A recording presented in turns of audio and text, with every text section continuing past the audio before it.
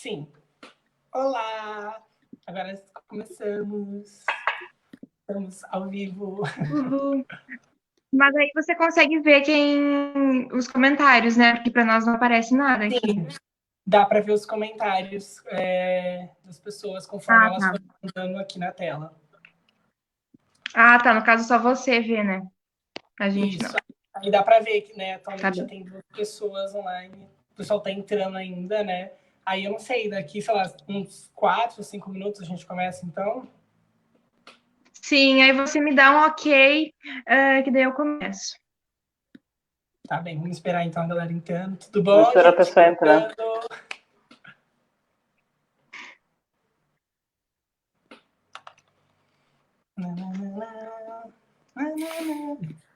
Sem cantar, Ítalo. Ninguém entrou para ouvir que música.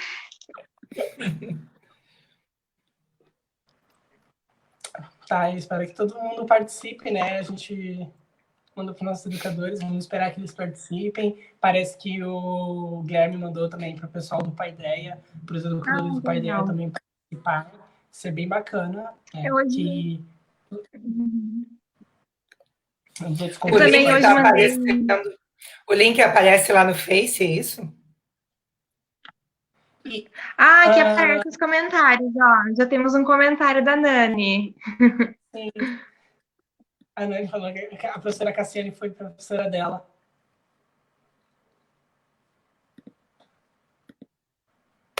Eu não sabia que dá para ver os comentários, que legal. Aparece aqui pra gente, que bom. Para mim, não estou vendo nada. Eu atualizei, É uma telinha azul. Atualiza a página, que para mim não estava tem... também, agora apareceu. Chat privado Live e comentários da live. Pronto. Oi, Nani. Oi, Eros. Eros, isso aí. É que tem que ir até o chat, né? Ele não fica correndo aqui na telinha azul. Não, só aparece notificação. Agora tem mais um. Isso. Oi, Louise. Louise Silva. Ó, o Fênix já tá aqui. Várias pessoas do Fênix já estão aqui. Sim, os educadores do Fênix. Será que já tem o pessoal do Paideia também? Será que alguém veio o pessoal do Esperança? Não sei. Vamos ver.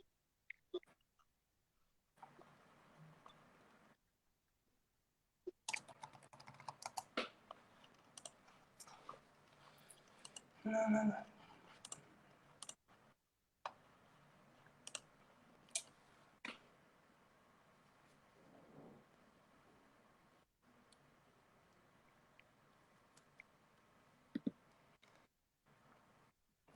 Vocês acham que já deve dar para ir começando? O que vocês acham?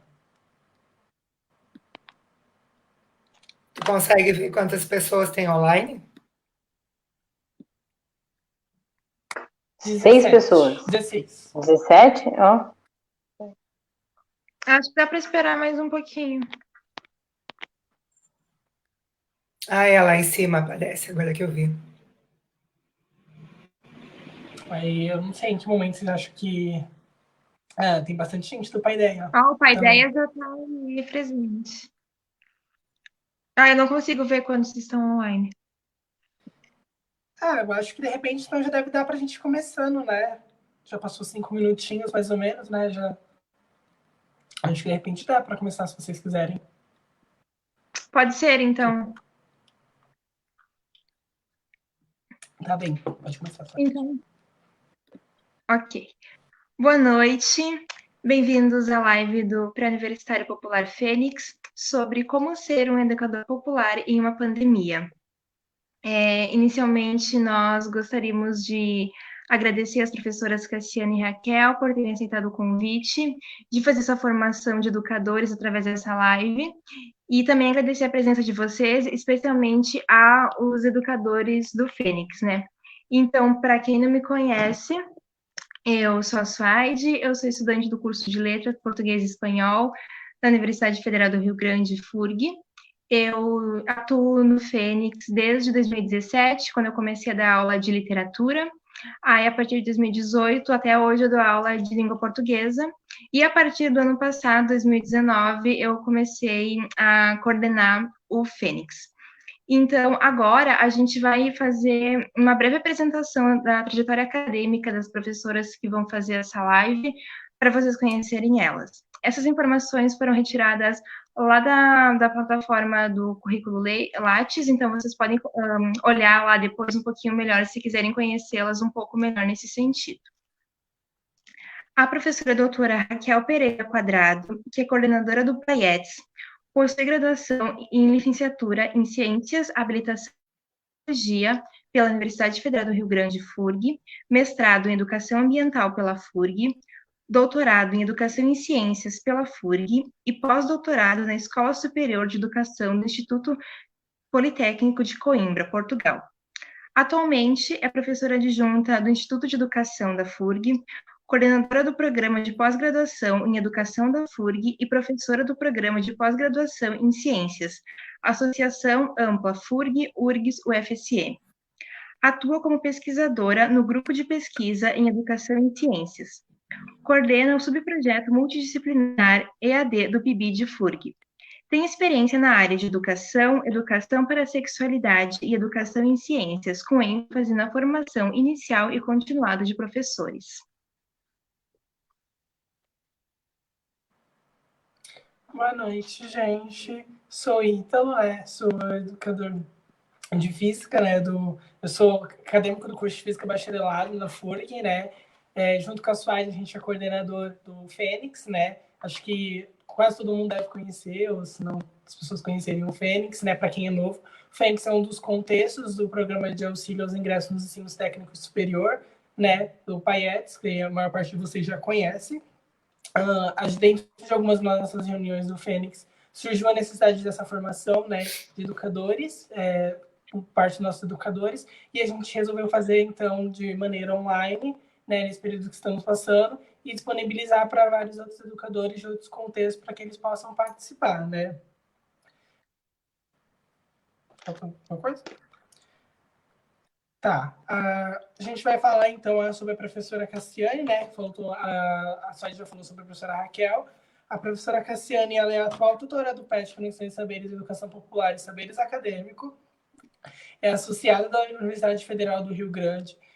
Desenvolve pesquisas sobre expansão e educação superior no Brasil, questões étnicos raciais no sul do Rio Grande do Sul, ações afirmativas e clubes sociais negros. Possui graduação em Ciências Sociais pela Universidade Federal de Pelotas em 1999, mestrado em pós-graduação em Sociologia na Universidade Federal do Rio Grande do Sul em 2004 e doutorado em Educação pela Universidade do Vale dos Sinos em 2010. Realizou pós-doutorado na Universidade Federal da Bahia, junto ao grupo de pesquisa A Cor da Bahia, entre 2017 e 2018. Coordenou a especialização à distância no curso de Ensino Sociologia no ensino médio entre 2014 e 2016.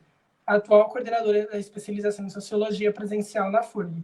Tem experiência na área de Sociologia, com ênfase em Fundamentos de Sociologia, atuando principalmente nos temas relacionados à Sociologia da Educação Superior e Políticas Educacionais nas universidades e ações afirmativas. Tem mais alguma coisa a acrescentar, Clyde? Bem, então agora passar a palavra para as professoras. Esperamos que seja uma boa formação para todos e a gente convida todo mundo para fazer seus comentários, perguntas aqui no chat, porque a gente vai selecionar e daí no final as professoras vão responder. Então, por favor, professoras, podem começar. Boa formação a todos. Acho que começa com a professora Raquel, né?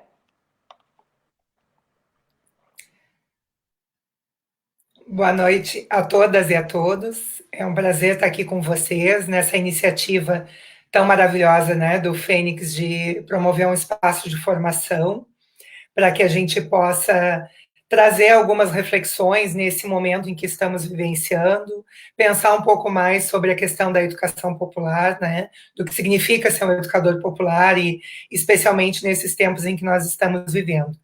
Então, agradeço muito ao Ítalo e à Suaide e a toda a equipe do Fênix por terem organizado esse espaço e oportunizado esse encontro entre todos nós aqui, para que a gente possa discutir um pouquinho, então, nessa noite chuvosa, mas muito calorosa, e eu espero que seja, de discussões importantes para a gente pensar o espaço da educação popular.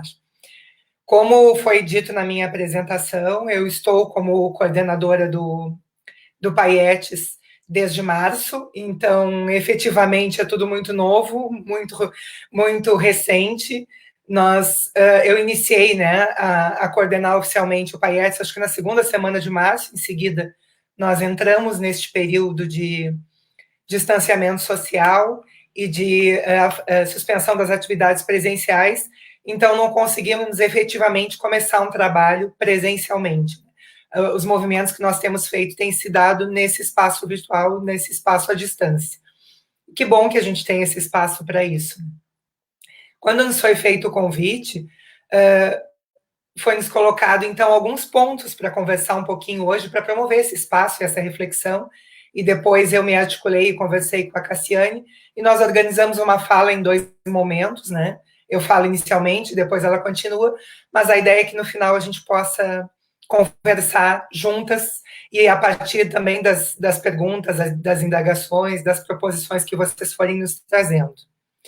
Então, pensando naquilo que nos foi solicitado, né, pensando nos pontos que nos foram pedidos quando nos fizeram o convite, eu organizei algumas coisas para a gente pensar, por isso que eu estou iniciando, né, eu vou trazer alguns pontos mais introdutórios sobre, rapidamente, assim, a questão do PAIETES, que muitos de vocês já conhecem, como o PAIETES se organizou na FURG, e depois, a partir de que pressupostos, principalmente em função das perguntas que nos foram lançadas como propositoras.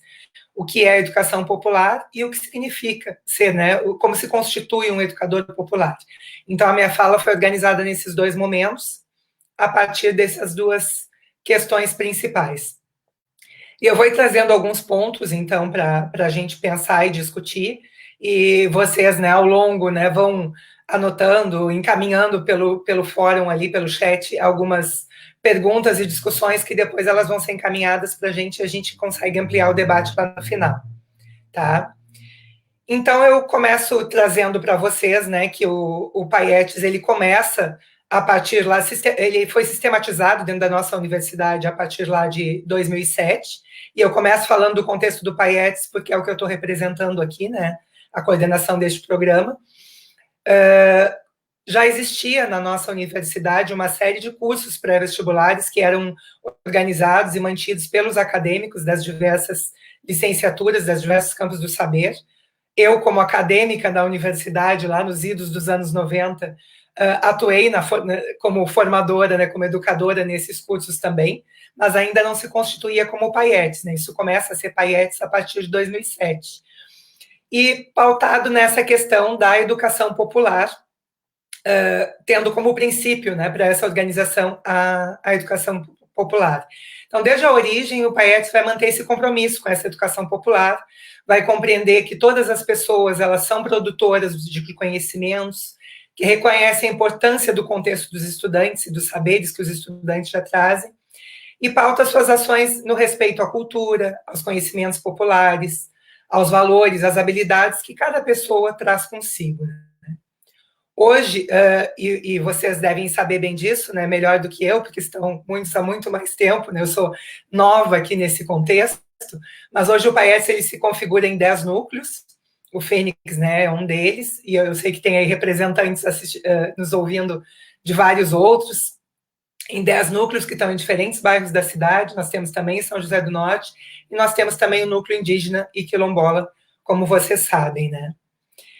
Aí, feita essa breve contextualização do PAIETES, eu passo a trazer alguns aspectos a partir daquelas 2 questões que nos foram lançadas como desencadeadoras. O que é a educação popular e como se constitui um educador popular. E vou tentar fazer esse diálogo pensando também no que nós estamos vivenciando nesses tempos de pandemia, o que significa ser um educador popular e se constituir um educador popular nestes tempos em que estamos vivenciando. Eu não tenho a pretensão de dar respostas e nem a receita e nem de dar conta de uma resposta acabada e encerrada para essas 2 questões. A ideia só é trazer algumas coisas para o diálogo, para a gente pensar juntos, pensar em possibilidades de construir um caminho juntos diante do contexto que nós estamos vivenciando. Então, eu começo trazendo, assim, alguns elementos, né, que podem contribuir para a gente pensar o que é, afinal de contas, a educação popular. E se a gente olhar historicamente, né, a educação popular ela tem um percurso bastante longo já no Brasil, vai se dar a partir de um conjunto de práticas, de experiências que foram sendo produzidas juntos às classes populares, começando com a classe trabalhadora, nas fábricas, nos sindicatos, nas universidades, nas instituições religiosas, no campo, na cidade, na floresta, enfim, em diferentes espaços, com os mais diferentes grupos, mas principalmente com a classe trabalhadora, né? Especialmente aqueles que, em situação de pobreza, excluídos de direitos básicos, e que foram investindo nesse campo. Também foi sendo produzida, mais adiante um pouco, a partir de experiências que estavam relacionadas à formação, à educação formal também, né? E que foram sendo institucionalizadas a partir de governos municipais, estaduais e federais. E um dos pontos que eu destaco aqui como uma dessas experiências, né, foi o projeto de alfabetização lá do Paulo Freire, em 1963, que de lá para cá, isso abre também um leque de outros projetos e de possibilidades que foram sendo institucionalizadas. Então, até para não demorar muito nesse processo de contextualização, eu vou trazer só algumas breves pinceladas assim disso tudo. De lá para cá, né, então, desde esse processo lá dessa experiência da alfabetização do educador Paulo Freire, muitas outras experiências, muitas outras práticas e reflexões teóricas foram se acumulando, foram se produzindo no campo social e também nos espaços institucionais, e foram consolidando a educação popular como um campo de conhecimento e como uma perspectiva e uma concepção, né, características de educação popular, que estão diretamente ligadas à realidade do Brasil e à realidade também da América Latina, os modos como se faz aqui. A partir disso, a gente pode dizer que a educação popular ela vai ser tanto uma concepção que é teórico-prática, quanto uma metodologia de educação. E eu vou tentar dar uma pinceladinha em ambas as questões. E ela vai articulando os diferentes saberes e práticas, as dimensões da cultura, dos direitos humanos, compromisso com diálogo, com protagonismo das classes populares, naquilo que a gente vem se comprometendo, que são os processos de transformação social. Não se reduz ao espaço da escola, né, e a gente sabe bem disso, embora se reconheça que o espaço escolar, né, e o espaço da educação formal é um espaço estratégico para que se concretize um outro projeto de sociedade, que é o que busca a educação popular. Para uma breve contextualização, é importante que a gente pontue algumas questões de como historicamente foi se constituindo também a educação popular, né? Tanto na experiência dos movimentos sociais no Brasil, sobretudo lá pelo início do século XX, num contexto de lutas de classe que tinham dentro de um sistema capitalista, a disputa de um projeto alternativo a esse sistema capitalista.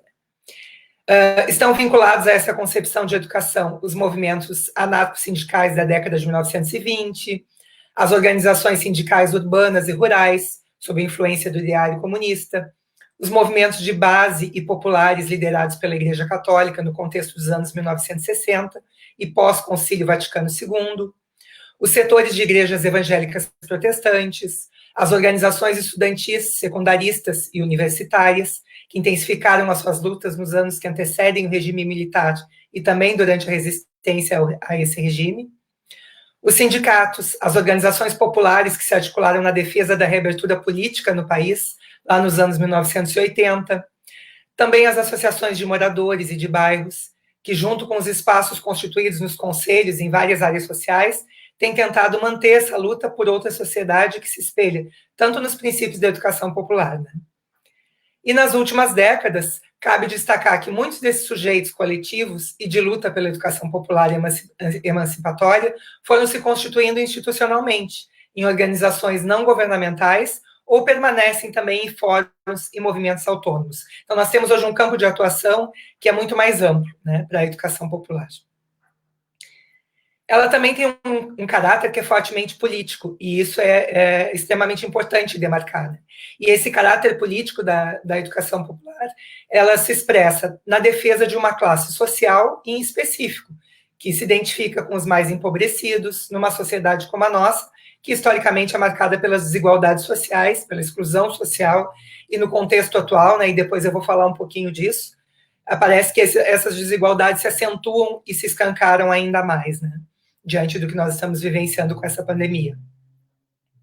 Esse caráter político, ele se pauta na construção democrática de um projeto de nação e de mundo que busca a superação dessas desigualdades sociais. E é esse o compromisso que a gente assume, então, quando assume esse campo. Essa educação popular, que defende a classe dos empobrecidos, ela fez-se e faz-se presente na defesa incondicional da escola pública, mas ela também é a educação popular, a saúde pública, a valorização da diversidade étnico-racial brasileira, a moradia para todos e todas, a reforma agrária, o direito ao trabalho digno, a liberdade de expressão religiosa, o acesso ao transporte público de qualidade, a tributação justa, o direito à participação social e à comunicação, a sustentabilidade ambiental, o respeito à orientação e à diversidade sexual, dentre tantas outras pautas que a caracterizam como uma educação intersectorial e, eu diria ainda, interseccional, como temos falado contemporaneamente bastante nessa ideia dos estudos interseccionais, né? Tanto a partir de autores como a Djamila Ribeiro, como tantos outros pesquisadores que estão se debruçando para falar dos estudos interseccionais. Então, olhar as questões sociais a partir de todos esses vieses, né? E aí é importante, então, que se valorize cada manifestação e cada mobilização que foi organizada ao longo dessa história do Brasil, com especial atenção para tudo que foi produzido, tanto antes da ditadura militar, quanto nos anos de abertura política, após o regime militar e nas últimas décadas. Porque é olhar para essa história que vai nos ajudar a entender o contexto do que nós temos hoje e procurar, então, alternativas teóricas e metodológicas e de ação, reflexão, para que a gente possa enfrentar essas situações. E nesse cenário, a educação popular, ela permanece com a educação popular o desafio de se reinventar, sem perder a vitalidade transformadora, porque a cada contexto, a cada tempo, a cada contingência histórica que nós vamos vivendo, outras coisas vão se impondo e a necessidade de se reinventar, ela é constante. Esse desafio está presente em diversas iniciativas de organizações da sociedade civil e também dos movimentos sociais populares. E, além disso, nunca foi tão necessária e atual uma educação voltada para a construção democrática de um projeto de nação e de mundo que supere as desigualdades que ainda marcam o nosso tempo. E tais desigualdades, como eu tinha dito inicialmente, nestes tempos de pandemia, elas se acentuam e se tornam, do meu ponto de vista, ainda mais perversas. Porque fala-se hoje em uma série de alternativas, né, para esse momento que nós estamos vivendo, para dar conta dos espaços educativos diante dessa situação de afastamento. Se fala em educação à distância, está se falando em ensino remoto e educação à distância na educação pública, em isolamento social, num país como o nosso, que tem dimensões continentais e que tem desigualdades que são abissais.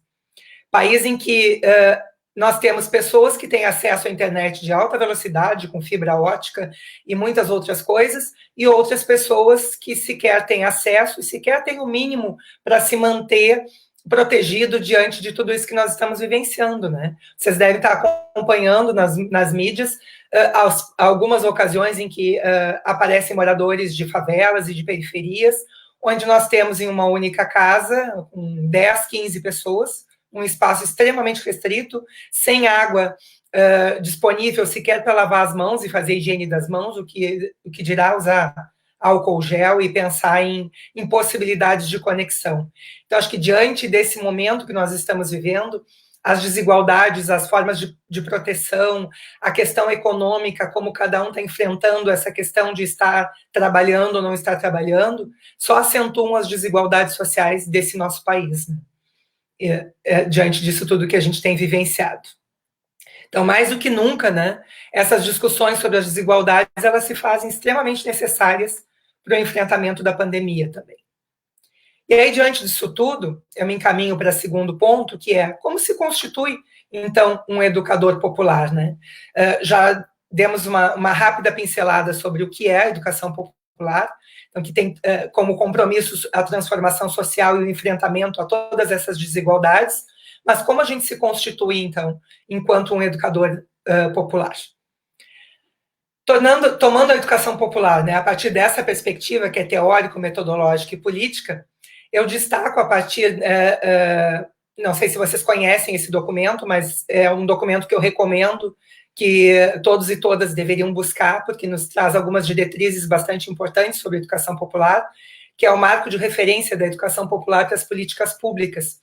Ele é uma publicação de 2014, né, feita através do MEC e do governo federal, resulta de um amplo processo de debate, de diálogo, de reflexões, que foi entre o governo federal, naquela ocasião, os movimentos sociais, as universidades e educadores populares e da educação formal de todo o Brasil.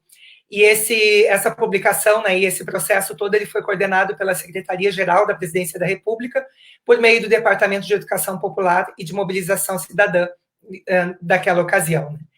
E esse documento, ele nos traz 7 princípios, ou 7 categorias que seriam importantes na constituição de um educador popular. E eu vou pautar, então, a discussão para a gente poder depois fazer um diálogo sobre isso, nestes 7 princípios, tá? Então, que princípios eu estou trazendo como importantes a partir desse documento para a gente pensar na constituição desse educador popular? O primeiro destes princípios é a dialogicidade. Então, pautar nessa formação e esse processo de educação popular no diálogo. Porque o diálogo, ele pressupõe o estabelecimento de relações que são horizontais, em que as práticas sociais e educativas vão se dar a partir da compreensão de que não há saber maior, saber menor, saber mais ou menos importante. O que nós temos são saberes que são diferentes, que são constituídos em diferentes ordens, mas nenhum é hierarquicamente superior ao outro. O diálogo entre o educador e a educadora popular e as classes populares e os seus educandos, ele vai tecendo essa teia entre ação e reflexão. E é esse diálogo que vai possibilitar a troca de significados, o aprofundamento na compreensão dos elementos que vão ser constitutivos do nosso contexto, da nossa realidade. E essa prática da reação dialógica, ela é fundamental para promover uma reflexão a partir da problematização do contexto. Que a gente vai falar também, né, que um dos princípios importantes é a gente problematizar a realidade e o nosso contexto, para conseguir promover algumas ações de transformação. Então, o diálogo, ele é fundamental para isso, né? E seria um dos primeiros princípios a serem adotados. O segundo, que é destacado por esse documento, é o princípio da amorosidade. A amorosidade, ela contém em si a dimensão da alteridade, de colocar-se no lugar do outro, né, de entender o outro, de ter empatia com este outro, que é um legítimo outro, que não é aquele que é o diferente de mim, o desigual, mas trabalhar com a dimensão da alteridade, da questão da outra e do outro, que é tão diferente e tão igual, vinculado a diferentes grupos socioculturais, com diferentes identidades, dentro de contextos culturais e econômicos que também são diferentes. E essa experiência da amorosidade, ela não traduz uma dimensão que seria homogênea, universalizante do ser humano e do mundo, todos ligados pelo amor. Não é isso, né? Essa experiência da amorosidade, ela está histórica e socialmente contextualizada, culturalmente localizada, simbolicamente representada, porque ela parte do local e das relações locais, né? Dos sujeitos envolvidos no processo. O terceiro princípio importante é o da conscientização. A conscientização, ela consiste no desenvolvimento crítico da tomada de consciência. E aí ela vai ser, nesse sentido, uma compreensão e uma apropriação da realidade. Então, a conscientização parte do princípio de compreender e conseguir se apropriar dessa realidade para poder transformá-la, né? Ele se constitui num processo que é relacional, se dá sempre em relação, porque, como já nos dizia Freire, né, ninguém conscientiza ninguém. Então, é um processo relacional e em ação sobre e com o contexto em que os sujeitos se situam e interagem. E, portanto, ela vai comportar esse caráter que é de relação mesmo, de relacionalidade, de corporeidade, de temporalidade e de territorialidade.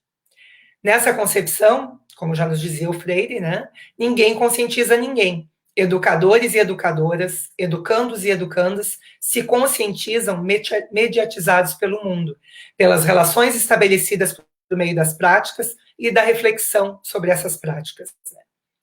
Então, para Paulo Freire, o processo de conscientização só se realiza quando, além de tomar consciência da realidade, os sujeitos se organizam coletivamente para atuar sobre a realidade e para transformar essa realidade.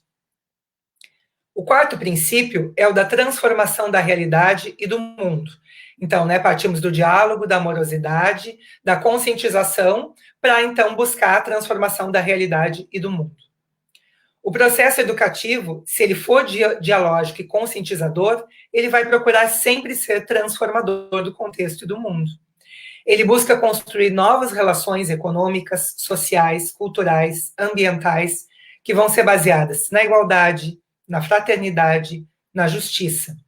Também mudam as relações, as pessoas e as relações entre as pessoas, não deixando prevalecer todos aqueles princípios que pautam essa sociedade capitalista e individualista que a gente tem, que são o egoísmo, o individualismo, o sexismo, os preconceitos e a discriminação. Um processo educativo apoiado na educação popular, ele procura tornar as pessoas sujeitos de direitos, protagonistas dos seus destinos e contribuintes na transformação. O quinto princípio é partir da realidade concreta. Então, para transformar isso, nós temos que partir do nosso contexto, do nosso entorno, da realidade que nós temos, ao nosso redor. E isso supõe levantar tanto uma visão de mundo dos educandos, como é que eles percebem e veem o mundo, quanto os dados objetivos do contexto no qual acontecerão as práticas sociais e as nossas experiências educativas. Ou seja, a educação popular, ela busca romper com uma perspectiva de educação conteudista, pautada em acumulação de conceitos e de conteúdos, que não tem vínculo e que não tem relação com a realidade dos sujeitos que estão envolvidos no processo. Essa proposta educativa, ela assume que a educação ela é um processo cultural, ela é uma prática de liberdade, que parte da realidade concreta, como um compromisso com a diversidade inserida em contextos sociopolíticos que são distintos. Por isso tem que partir do contexto de cada um, porque os nossos contextos culturais, sociais e políticos, eles são distintos. Esse tipo de educação também toma a cultura popular como ponto de partida, busca valorizar os seus elementos importantes e assume a afirmação das identidades e das diferenças, reconhecendo-as como componentes da própria diversidade sociocultural. O sexto princípio é a construção do conhecimento e a pesquisa participante. Então, partimos da realidade e agora nós vamos construir o conhecimento junto com estes nossos educandos, É uma construção e não uma transmissão de conhecimento, como algumas outras práticas educativas fazem. Então, a educação popular conjuga a pesquisa em educação com os processos de participação popular. Integra no mesmo processo político-pedagógico educadores e educandos. A pesquisa vai ser um instrumento que viabiliza, mediado pelo diálogo, o aprofundamento da temática em estudo e a produção do novo saber. Então, essa prática do educar pela pesquisa, de partir da pesquisa do contexto, junto com os sujeitos participantes, é uma dos princípios, então, que pauta essa metodologia da educação popular. O conhecimento não é, para essa concepção de educação, algo que educador ou educadora doa ao seu educando e à educanda. Naquela concepção de que quem educa é o detentor do conhecimento e quem é educado é o receptor passivo. Não é essa a proposta. É algo que vai se construir, se reconstruir permanentemente, por meio, sobretudo, da pesquisa sobre a realidade e a partir da prática da reação dialógica. Por isso que, em alguns momentos, a gente tem conversado a partir de algumas propostas que foram feitas. Nós tivemos uma rápida discussão no WhatsApp, no nosso grupo no WhatsApp, sobre o que cada um dos núcleos do PAIETS estava se organizando e fazendo para atender os seus educandos nesse período. Alguns de vocês disseram, olha, dentro do contexto onde eu atuo, os nossos educandos não têm possibilidade de acesso. Nós não temos como desenvolver atividades nesse período, porque nós vamos acabar excluindo alguns sujeitos. Outros já disseram, não, nós temos como trabalhar com os nossos educandos. Então, as realidades são muito distintas, os nossos contextos socioculturais são muito distintos. E a construção dos saberes e a forma de organizar metodologicamente, a forma de organizar os conhecimentos, ela tem que ser relacionada a esse conhecimento que nós temos que ter do contexto e da realidade dos nossos educandos, né? Então, é a partir daí e desses diálogos que a gente vai conseguir construir algumas coisas. E o sétimo e último princípio que é colocado nesse marco de referência, então, é a sistematização das experiências e do conhecimento. Nessa perspectiva, métodos, técnicas e dinâmicas assumem o papel de instrumentos, dos quais o educador lança mão, né, desses métodos, desses instrumentos, para o processo de ensino-aprendizagem, buscando viabilizar a construção do conhecimento junto com os educandos, sempre junto com os educandos. Essa concepção parte de um conjunto de valores éticos e políticos, dentre os quais se destacam a construção de sujeitos populares, e aí a gente considera, né, nessa construção de sujeitos populares, bases, lideranças, direções, formação de educadores das classes populares, essa formação de lideranças para atuarem nesses contextos, nas suas comunidades. Se destaca também a busca de justiça e de solidariedade, a busca da vivência de relações democráticas, participativas, transparentes, a autonomia e a democracia de base. Essa educação também acredita nas possibilidades de superação de situações que são desumanizantes, que sujeitos, culturas, cotidianos e condicionantes macrosociais vão produzindo sistematicamente e em tempos de pandemia tem produzido de forma ainda mais perversa, como eu falei lá no início, né? E a pedagogia proposta, então, pela educação popular, deixa claro que o aprofundamento e a recriação da concepção de educação popular e a qualificação das práticas exigem de nós, né, dos educadores populares e das educadoras populares, a tarefa de pensar essa proposta político-pedagógica em diversos espaços e em diversos tempos. A intervenção educativa que vai se dar nesse contexto, ela é histórica, ela é política e cultural. E daí que as experiências não podem ser transplantadas, as experiências são contingentes. Não dá para reproduzir o que um determinado núcleo ou uma determinada localidade está fazendo para outro. Certamente a realidade, né, do que nós temos lá na Quinta, ou lá no Povo Novo, ou lá no Cassino, é distinto do que nós temos, por exemplo, no contexto do centro da cidade, no HU, no Paideia, ou no Fênix, ou em São José do Norte, enfim. Os contextos, as realidades são bastante distintas. E as experiências e a forma de atuação são diferentes. Acho que nós podemos e temos que pautar as nossas ações por esses princípios, mas a prática e a intervenção, ela tem que ser contingente, localizada, histórica e relacionada, então, com as vivências dos sujeitos que nós temos ali, dos nossos educandos, né? É a leitura séria e crítica dessa realidade que vai indicar para cada um de nós, para cada núcleo, os percursos pedagógicos a serem construídos e a partir da opção, de que opção política e ética nós vamos pautar as nossas práticas, né? Se foram alguns apontamentos assim que eu fui trazendo para a gente começar a pensar nessa formação do educador popular. E diante disso tudo, né, assim, dessa breve pincelada que eu trouxe, a gente percebe que não é tarefa fácil ser um educador popular no nosso país, diante dos desafios que nós temos, diante das desigualdades que nós temos, e especialmente nesse tempo em que nós estamos vivendo, né, nesse momento de pandemia. Mas eu espero que aqui tenham ficado, para a gente começar essa conversa, algumas pistas para que a gente possa juntos ir construindo uma trajetória pautada em alguns destes princípios, então, né? Com dialogicidade, com amorosidade, com conscientização, trabalhando juntos pela transformação do nosso contexto a partir da nossa realidade, buscando construir conhecimentos de modo coletivo e sistematizando esses conhecimentos e as nossas experiências. E buscando no coletivo encontrar apoio, encontrar parceria para que a gente possa construir a nossa caminhada. Nesse momento, né, e foi uma das coisas que o pessoal nos pediu também para falar, nesse momento em que nós estamos vivenciando, como enfrentar isso tudo, como fazer diante dessas situações que nós estamos vivenciando para minimizar esse afastamento todo que nós estamos vivendo. Não tenho a pretensão de ter respostas, assim. Nós vivenciamos essa semana todo o movimento, a movimentação que se fez em nível nacional para que o Enem fosse adiado, né, e tivemos uma primeira vitória com a aprovação na Câmara do adiamento do Enem. Não temos data ainda, e acho que não temos que ter, por enquanto mesmo, porque tem que acompanhar a situação, como ela vai ficar. Tivemos hoje a notícia do adiamento também, assim,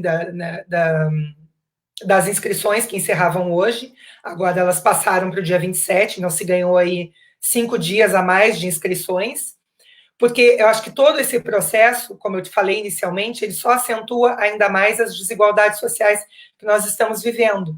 A gente experiencia, né, esse movimento onde alguns têm acesso e conseguem se inscrever, conseguem acompanhar, conseguem estudar à distância, e outros sequer têm um celular com acesso à internet, ou têm possibilidade de acessar o material que muitos de vocês gostariam de estar disponibilizando para os educandos nesse momento. Então, as desigualdades são muitas. Como fazer para superar essa dificuldade de acesso à internet? Não temos respostas prontas e acabadas. Tem algumas proposições, tem algumas coisas sendo articuladas, pensadas, né? E que eu acho que no coletivo, e talvez depois lá na nossa parte do diálogo, no final da nossa discussão coletiva, a gente possa juntos tentar pensar em algumas proposições nesse sentido. Eu encerro momentaneamente a minha fala, né, com essas questões, deixar essas questões para a gente pensar e refletir juntos ao longo desse nosso diálogo aqui.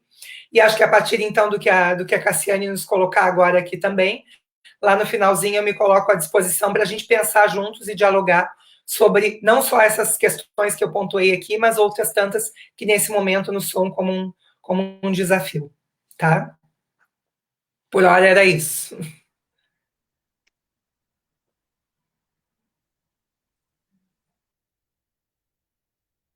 Então, boa noite a todas, boa noite a todos. Queria agradecer imensamente o convite, principalmente em nome do Ítalo e da SUAD. A gente se conhece há pouco tempo, eu também, assim como a Raquel, faz pouco tempo que eu estou coordenando o PET Saberes Populares. Eu acho que eu ingressei metade de março, né? Nossa primeira reunião, na verdade, do PET acabou sendo uma reunião virtual, já tendo em vista o distanciamento social. Então, eu estou começando essa conversa junto com o PET, mas eu tenho uma trajetória já, como o Ítalo falou, em algumas atividades relacionadas principalmente ao movimento negro, questões étnico-raciais e a discussão sobre políticas educacionais, já que eu vou ter minha formação principalmente embasada em sociologia da educação.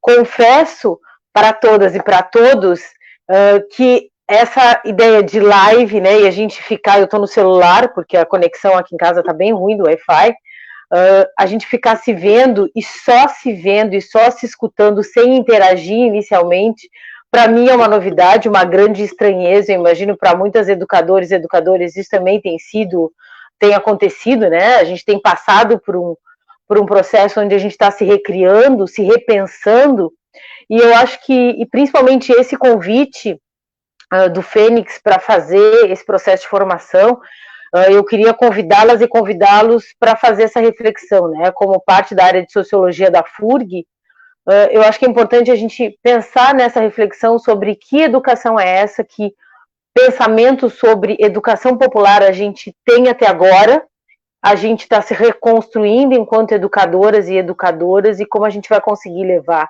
essas questões adiante, né?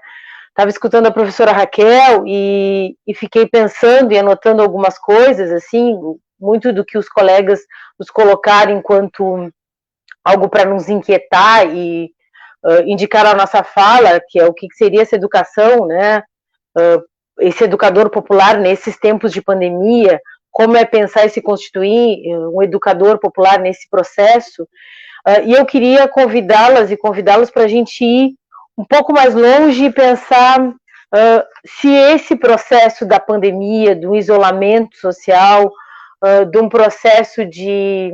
A gente está vivendo também uma conjuntura política, eu nem sei se delicada é a palavra correta, né, mas que muitas vezes para nós da área de educação nos dá muito, para além de receio, mas nos dá medo. A gente não consegue visualizar muito ou ter noção do que realmente está acontecendo na conjuntura política e nas políticas educacionais. A fala da professora Raquel com relação ao Enem traz alguma dessas questões, mas eu queria que a gente se repensasse enquanto educadores e educadoras, principalmente os colegas que aqui têm trabalhado com classes populares, com educação popular há um tempo, se esses processos de necessidade de distanciamento, de necessidade de pensar a pressão e a repressão do Estado, de necessidade de pensar a violência, a falta de acesso à saúde, à educação, à tecnologia, desde quando isso vem acontecendo e como a gente vem lidando com isso. Se a gente for olhar, tem vários artigos relacionando a pandemia, né, o novo coronavírus, com o processo anterior, ainda em 1918, sobre a gripe espanhola. Né, e o quanto isso foi também uma necessidade onde deixaram as ruas das cidades vazias. Bom, gente, no entanto, eu acho que também é importante a gente refletir o quanto os grupos sociais, o quanto as comunidades tradicionais, o quanto as classes populares, o quanto a população negra do Brasil tem sofrido esses processos de pressão. Quando chegamos em sala de aula, a gente comentava isso na reunião do PET, o Ítalo vai lembrar, quando a gente precisa repensar e se repensar, porque também nós estamos trabalhando com jovens, né, e daí eu faço essa alusão a todos e a todas, daqueles que voltaram direto, muitas vezes, do trabalho e estão direto indo para a sala de aula, né, tendo que enfrentar vários percursos de ônibus, muitas vezes até ali, e com as aulas até as 22h30, e depois voltando para casa, novamente o retorno, e voltando ao trabalho de manhã cedo para as suas diferentes tarefas. Né? Isso é uma pressão. E o que a gente tem visto, principalmente aqui na região sul, e daí eu falo, e eu acho que depois a gente pode conversar sobre isso, é que, diferente de muitos de nós que conseguiram ficar em isolamento social, vários trabalhadores e trabalhadoras não conseguiram fazer isso. Não conseguiram e não estão conseguindo. Tem aqueles que nunca conseguem. Né? E quem é de Rio Grande, eu moro em Pelotas, mas quem é de Rio Grande vai lembrar de várias empresas em Rio Grande que nunca fecharam essas portas e continuaram fazendo ou nunca nem deram férias coletivas. Né? Esses trabalhadores continuam, essas trabalhadoras continuam indo constantemente para a escola. Para a escola não, para as empresas, e eu falei escola até porque como é que a gente lida com quem tem crianças pequenas em casa, já que continua o trabalho, tendo em vista que a maioria das escolas também está fechada. Então, eu coloco isso para a gente, se é para se pensar enquanto um educador social, enquanto uma educadora social nesse tempo, se é para se pensar enquanto grupo, enquanto coletividade, muito do que a professora Raquel trouxe agora, a própria ideia da alteridade, então a gente precisa se pensar enquanto sociedade. O que a gente fez desse nosso modelo educacional até agora? Será que, e daí eu faço uma pergunta para a gente conversar depois, até agora a gente realmente conseguiu trabalhar com uma educação democrática? A gente consegue se pensar numa educação que foi criada até esse momento para todos e para todas, para todos os trabalhadores e para todas as trabalhadoras? Isso é um questionamento que eu queria que a gente ficasse e pensasse um pouco disso. Quando eu trago essa discussão de educação democrática, eu não estou falando de um momento pós-Constituição de 88, não. Se a gente for pensar sobre a luta dos movimentos sociais desde meados do século XX, 1920 para cá, 1960, 1970, né, a tomada, a necessidade de pensar a Constituição pelos movimentos sociais, essa foi uma educação construída até durante esses alicerces, e que vai fazer o alicerce da própria Constituição de 88. O que eu quero dizer com isso? Que os movimentos sociais, educação popular sempre esteve presente nesse país. E presente como? Se inventando, se reinventando e pensando para os seus, para os seus filhos, para as suas filhas, para as suas gerações. E daí, quando eu fiz a minha apresentação, eu falei que eu tenho trabalhado com questões étnico-raciais aqui na região sul, me aproximado de algumas discussões mais específicas com relação ao movimento negro, já que eu sou uma das poucas professoras negras dentro da Universidade Federal do Rio Grande, dentro da FURG. Eu também me proponho a pensar o quanto os movimentos sociais, um dos exemplos eu trago aqui o próprio movimento negro, ele se repensa e se pensa para pensar a educação, por exemplo, da população negra, que mesmo após a abolição da escravatura ficou longe dos bancos escolares. Ou seja, como é que os movimentos sociais se pensaram nesse processo de educação? Daí, vamos pensar e vamos fazer uma reflexão sobre o quanto esses colegas que hoje estão aí do Paideia, do Fênix, depois eu vejo aqui no chat quais são os outros cursinhos pré-vestibulares que também estão presentes, mas o quanto a gente se reinventa e reaprende junto com os nossos educandos e com as nossas educandas. E esse é um processo constante. Esse é um processo que a gente vai aprender junto com esses movimentos sociais. E eu acho que pensar um pouco, quando o Ítalo me trouxe esse desafio, é com que a gente também pense sobre o quanto essa educação, muitas vezes voltada para um processo meritocrático, individualista, individual, né, ele começa a ser repensado novamente, e aquele sentimento que eu disse inicialmente para vocês, que estranho estou eu aqui sentada na minha casa, falando para mim mesma no celular, eu digo para mim mesma, porque a foto que eu vejo é só minha aqui, para mim mesma no celular, sem poder dialogar com os meus estudantes, com os meus educandos e com as minhas educandas, lá na aula de Sociologia de Relações Étnico-Raciais. O quanto a gente se reaprende e se reinventa a todo tempo. Pensando e trazendo essas questões, eu fico e queria convidar vocês para a gente pensar e talvez trazer a ideia de que, ao nos observarmos agora nesse momento, e observarmos os outros e as outras que também estão distantes de nós, será que não era o momento da gente se repensar em que modelo de educação que é esse que a gente construiu até hoje? Esse é o modelo de educação para todos e para todas? Esse é o modelo de educação que a gente consegue se repensar e reinventar e saber o que vai fazer atualmente? Eu acredito, e hoje pela manhã a gente teve um grupo de estudos, do Núcleo de Estudos Afro-Brasileiros e Indígenas, a gente tratava de uma autora boliviana que fala muito sobre os movimentos sociais na Bolívia e no Peru, e a gente pensava exatamente, eu estava me lembrando dessa live que nós tínhamos agora à noite, o quanto se aprende e se deve aprender com a educação popular e com os movimentos sociais até hoje. O quanto existe uma história, principalmente na América Latina, sobre educação, sobre a ideia de como a gente educou as gerações, como as gerações anteriores se educaram e como essas questões foram construídas. E daí eu trago também aquilo que é muito importante para pensar os movimentos sociais, que é a história oral, a educação oral, a oralidade. O quanto nos escutarmos, nos olharmos, mas principalmente nos escutarmos, tem um processo de aprendizado muito forte com relação a isso. Mas muitas vezes parece que o nosso modelo de educação como um todo busca um processo de legitimação desses saberes.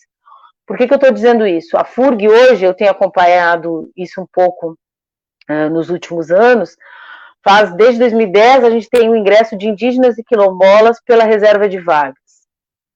E acho que há 2 ou 3 anos a gente já está tendo a felicidade de observar esses indígenas e quilombolas como egressos da universidade, voltando para as suas comunidades locais e escrevendo seus trabalhos de conclusão de curso sobre as suas comunidades.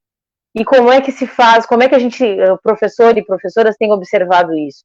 É principalmente a partir da oralidade, a partir de uma escuta e a partir de um processo de escrita que é específico, que é próprio desses grupos. No entanto, esses grupos sempre tiveram aqui, são os chamados povos originários. Será que esses saberes só foram legitimados porque tem uma escrita e uma escrita acadêmica?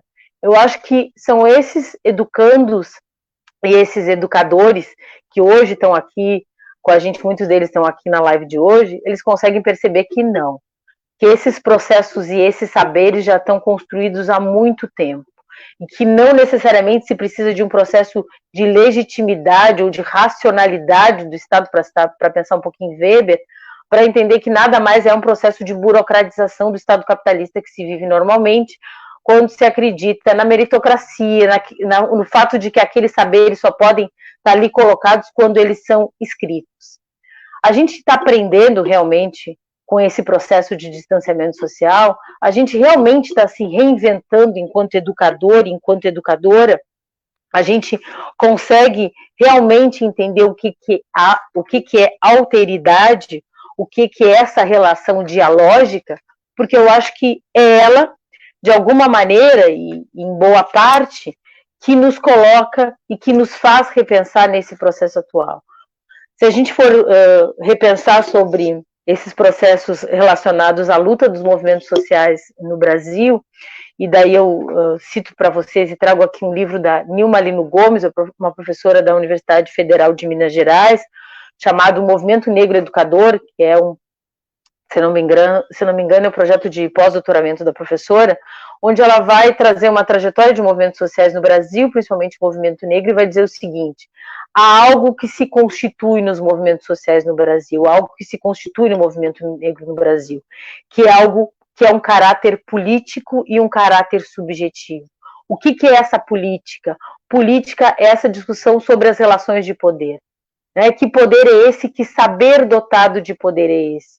Se passa por um processo que alguns autores tratam sobre a ideia de pensar outras pedagogias. Bom, a Nilma traz algo que eu acho imprescindível, que é a ideia da subjetividade, que estava muito na fala da professora Raquel agora, falando sobre o documento da educação popular, mas que trata principalmente da gente se repensar e entender o quanto os movimentos sociais fazem um processo de educação popular há décadas. Né? A gente realmente se entende e daí é sempre um cuidado, quando se trata sobre educação, a gente precisa pensar. Será que a gente muitas vezes não espera, por mais que diga que não é bem assim, a gente não espera muitas vezes ou realiza um processo de replicar, de constituir o modelo educacional que nós aprendemos? Eu imagino que muitos de vocês que estão assistindo já pensaram em chegar na sala de aula, no espaço, e pedir para os educandos fazerem uma roda. E muitas vezes tem que desistir disso porque a sala é pequena, porque nem todos gostaram. Bom, isso é tentar se repensar um pouco. Por que eu digo isso? Porque nesse nosso modelo educacional meritocrático, nas salas colocadas uma atrás da outra, né, de saber quem senta no fundo, quem senta na frente, quem senta no meio, isso é um processo também constituído enquanto dentro das nossas instituições, enquanto um modelo proposto e um modelo já dado de educação, que é assim que tem que ser. Talvez, gente, se pensar hoje enquanto educador social, enquanto educadora social nesse momento de pandemia, eu acredito que seja muito o momento onde a gente está se reconstruindo, se reconstruindo para entender que assim como vários educandos e educadoras não têm acesso à internet, muitos também, por mais que tenham, também tem uma série de outras atividades que ficar em casa com acesso à internet não significa que eles vão dar conta de fazer todas as atividades que a gente envia pela plataforma, de conseguir assistir todas as lives tranquilamente, de conseguir fazer as anotações, porque as pessoas têm seus tempos diferentes. Quando é que a gente realmente consegue alcançá-los e consegue alcançá-las? Bom, talvez primeiro a gente precisa se realcançar e se reorganizar nesse novo mundo. Até porque, e isso a gente comentava na reunião do PET, eu acredito que esse modelo de sociedade que se coloca agora no período pós-pandemia, se a gente consegue assim visualizar no momento pós-pandemia, é um novo mundo, é um novo repensar das nossas relações sociais. Várias instituições universitárias se colocam com relação ao calendário de uma maneira, se colocam em relação ao calendário de outra maneira, porque, na verdade, eu acho que a professora Raquel vai concordar comigo, a gente não sabe como vai ser essa volta à universidade.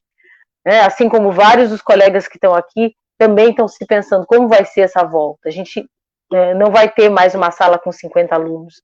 Assim como somos nós, professores, alguns dos nossos colegas são do grupo de risco, alguns colegas na sala de aula também são como grupo de risco. Quanto tempo vai durar o calendário acadêmico? Ele vai continuar sendo semestral? Quanto tempo vai durar o adiamento do Enem? A gente consegue pensar e projetar como vai ser 2021? A gente está num período de eleições, inclusive eleições da própria reitoria da universidade. A gente consegue pensar e consegue conceber essas discussões nos institutos, na universidade, no próprio Ministério da Educação. Para além de uma crise política que a gente vive atualmente, a gente também vive uma crise na educação. Como também esses estudantes e daí eu falo os colegas que trabalham mais de perto comigo, estudantes universitários que estão na casa dos estudantes, se repensam sobre como voltar, quando vai terminar tudo isso, como é que eu continuo na casa longe da minha família. Muitas das vezes tem outro estado, né? E nós estamos indo para quase o 3º mês de isolamento social. Então, vai ser uma outra sociedade, vai ser um outro projeto de sociedade. Eu acho que o que fica e o que é importante a gente pensar, e eu estou vendo que a live está indo para 1 hora, porque eu já vou encerrar, para a gente abrir para nós possamos conversar, é que sociedade é essa, que modelo educacional é esse, que compreensão, eu acho que o modelo fica algo muito fechado quando a gente fala de educação popular, que concepção de educação é essa quando a gente fala no momento pós-pandemia ou o retorno para os nossos espaços educacionais. A gente realmente conseguiu se repensar, a gente realmente está proposto a entender o que é uma educação mais democrática, a entender essa discussão que educação sim é um ato político, educação sim são relações de poder, mas que é um processo subjetivo, de alteridade, de algo que dialogue realmente junto aos educandos e aos educadores. Eu acho que essa é a proposta de um modelo de sociedade que os movimentos sociais têm apresentado há muito tempo. A ideia de que o modo de produção capitalista não dá conta e só dá conta do acirramento das desigualdades sociais, econômicas, culturais e políticas. Essa é a proposta da sociedade capitalista, acirrar desigualdades. Eu brinco com meus alunos de sociologia que quando vocês virem que terminou o desemprego do Brasil, olha, tem algum problema, ou mudamos o modo de produção capitalista, ou é mais uma fake news, porque a sociedade capitalista vai viver a partir do processo de desigualdade social. E chegamos no ponto em que chegamos. Eu via, acho que hoje ou ontem, no Instagram, uma notícia, olha, vamos voltar quando chegar a vacina do coronavírus. Gente, no Brasil, nossa população ainda morre de dengue. Agora, a campanha da vacina, quantos e quantos idosos realmente conseguiram se vacinar numa proposta de uma vacina que era para chegar durante um período, não chegou, chegou insuficiente. Realmente nós temos acesso a um modelo, a uma proposta sanitária de saúde no Brasil? Quais são os estados que estão sofrendo mais com esse coronavírus? O que significa o Norte e o Nordeste? O que significa saneamento básico na nossa região? A gente está muito, e daí eu digo que eu sou muito pessimista, o Weber, eu li muito Weber, a racionalidade da vida, o desencantamento do mundo. Eu fico pensando o que nos espera. Talvez o que podia nos esperar era um outro modelo de sociedade, uma outra proposta de uma educação não meritocrática, mas uma educação que a gente precisa aprender com os movimentos sociais, precisa aprender com as comunidades tradicionais, que é uma educação onde se olha, onde se traz um processo dialógico, onde se pensa num processo a partir da ideia de alteridade, que muito bem falou a professora Raquel, onde eu consigo entender que o meu contexto não é o contexto da outra pessoa, são contextos diferentes e isso precisa ser levado em consideração. E daí eu já vou encerrando, como eu disse, eu vi que a live já está em 1 hora para a gente abrir para colocações. Se a proposta inicial que o Ítalo nos trouxe era pensar um educador popular em tempos de pandemia, e como se pensar numa educação popular pós essa pandemia, eu queria chamá-las e chamá-los para a gente se repensar enquanto sociedade, enquanto educação. A gente realmente tem uma educação para todos e para todas? O que isso realmente significa? O que significam políticas educacionais, que são imprescindíveis para a gente entender e se manter nesses locais? Quando esse Estado vai dizer que a gente está morrendo de coronavírus, sim, a gente morre de coronavírus, a gente morre vocês devem ter visto as últimas notícias nessa semana, a gente morre quando o Estado entra atirando dentro das casas e tira a vida de jovens negros, de diferentes cidades do Brasil, alguns viram notícia, outros não dá tempo de virar notícia, e a nossa população, a nossa sociedade brasileira vem sido assassinada por muito tempo. E esses assassinatos ocorrem de várias maneiras, uma delas também é o processo educacional. Como a gente se repensa enquanto educador, como a gente se repensa enquanto educação popular, nesse tempo e pós-pandemia, talvez seja a necessidade de se repensar enquanto sociedade. que projeto de sociedade nós queremos para nós, para as futuras gerações, que projeto de sociedade a gente precisa entender que não deu certo. Não deu certo esse modelo de sociedade capitalista, deu certo por uma chacina, deu certo para a manutenção das desigualdades sociais, mas deu certo para um Estado democrático? Fica aqui meu questionamento. Agradeço imensamente a escuta e a atenção de vocês e fico aqui para a gente conversar.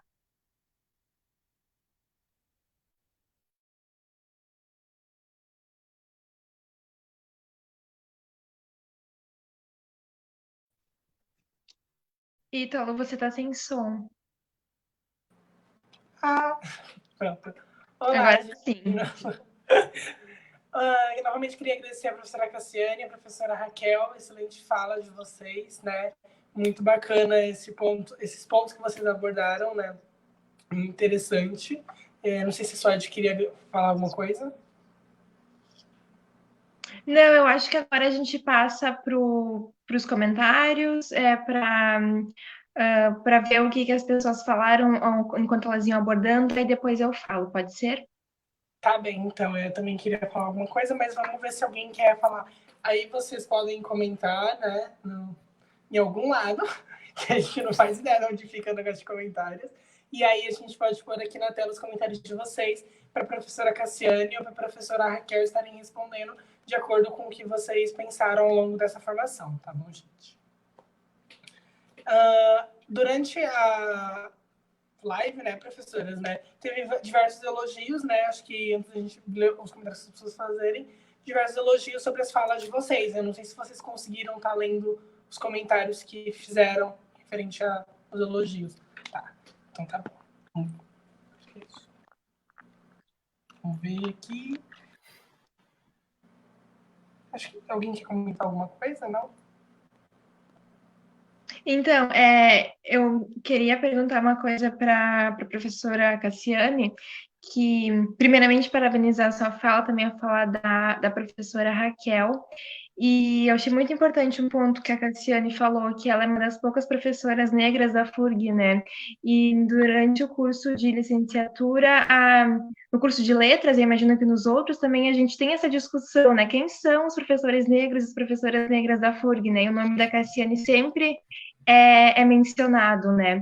Mas eu queria perguntar para a Cassiane como que, através da educação popular, principalmente no PAIETS, no Fênix, que as pessoas ali estão se preparando também com o objetivo de chegar até a universidade, então como que a gente poderia usar a educação popular para conscientizar os educandos de que a população negra ainda é minoria nas universidades?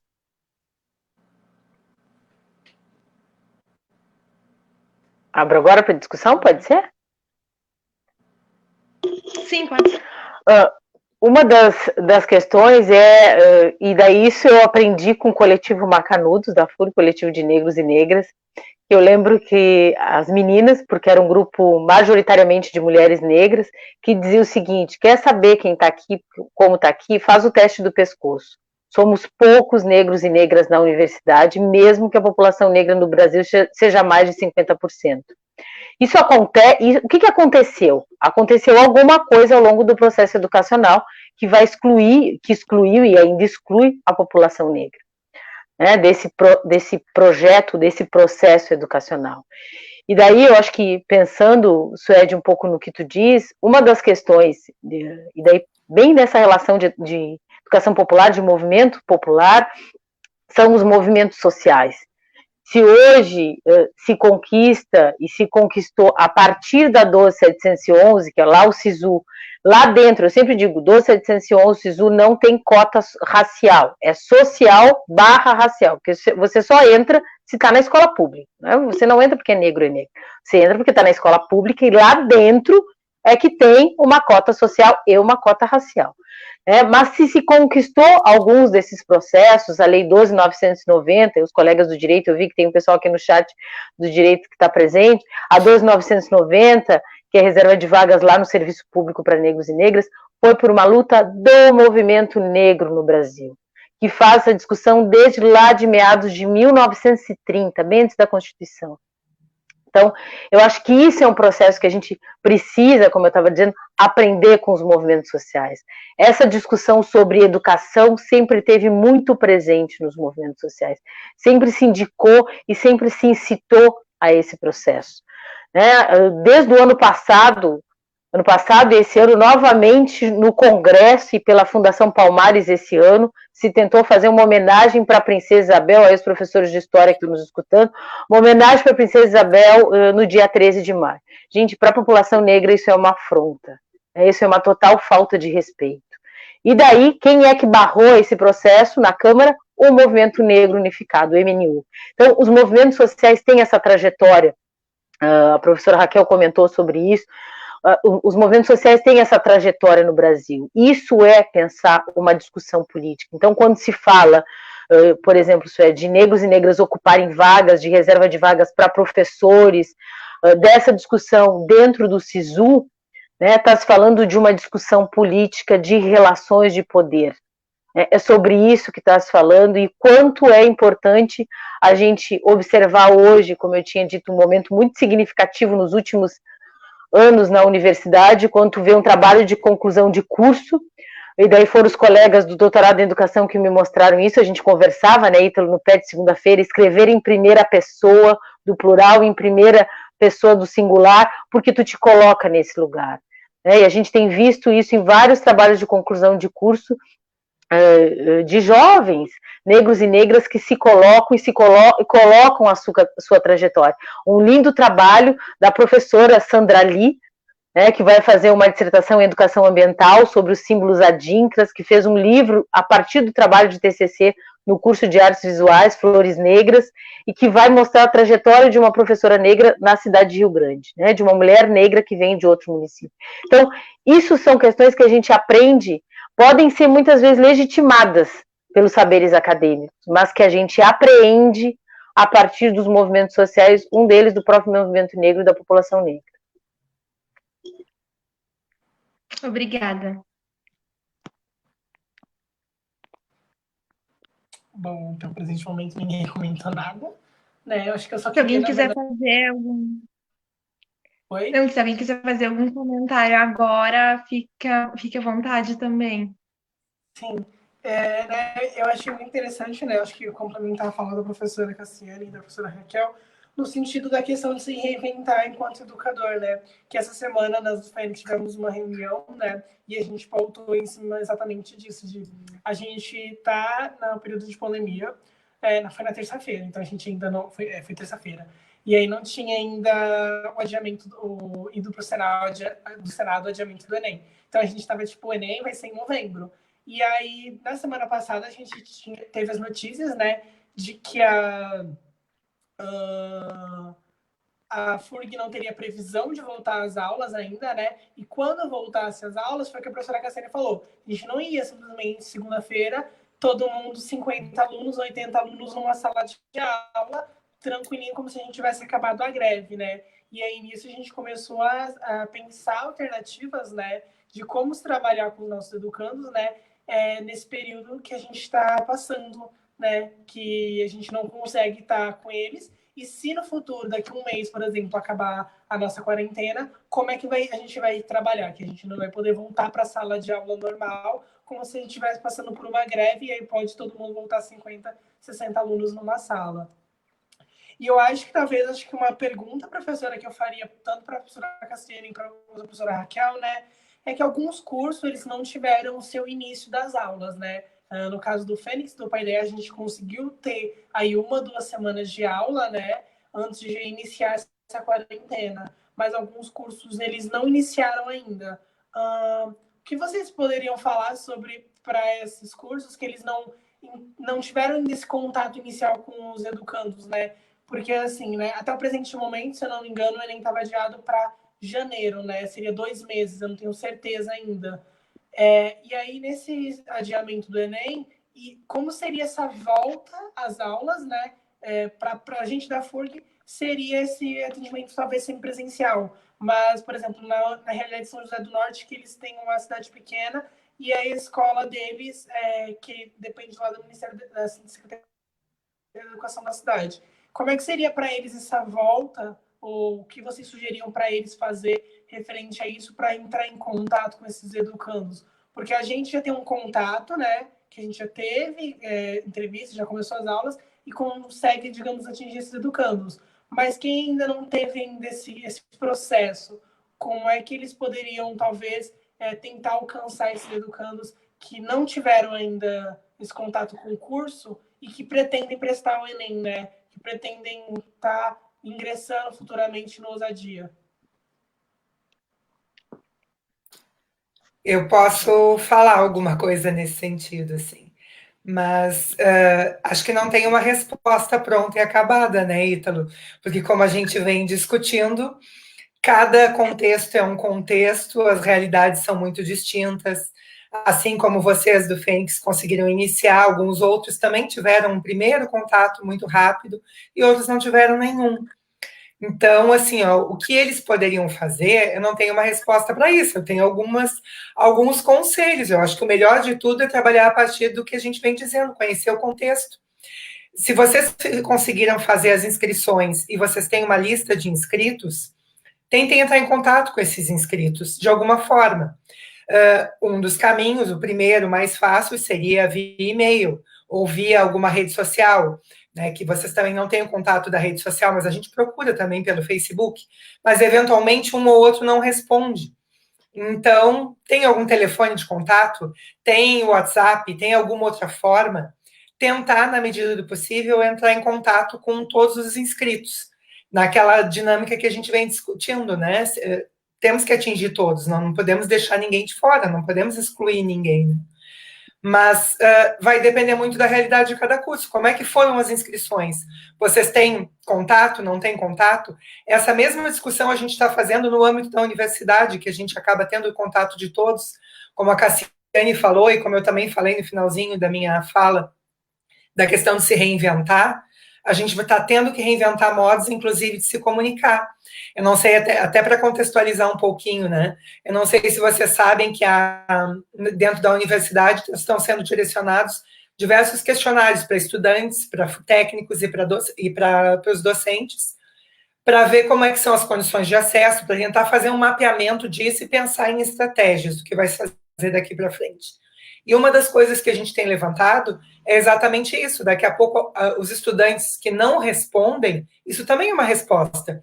Pode significar que eles não têm acesso. Então, eles não estão conseguindo acessar o questionário, eles não estão conseguindo acessar o e-mail que está sendo enviado. Então, nós vamos ter que tentar entrar em contato com esses estudantes de uma outra forma, ligar, mandar uma mensagem de WhatsApp, tentar viabilizar uma outra forma. Então, o que fazer nos cursos que ainda não conseguiram entrar em contato com seus educandos? Bom, vai depender, acho que, das estratégias que vocês têm de inscrição.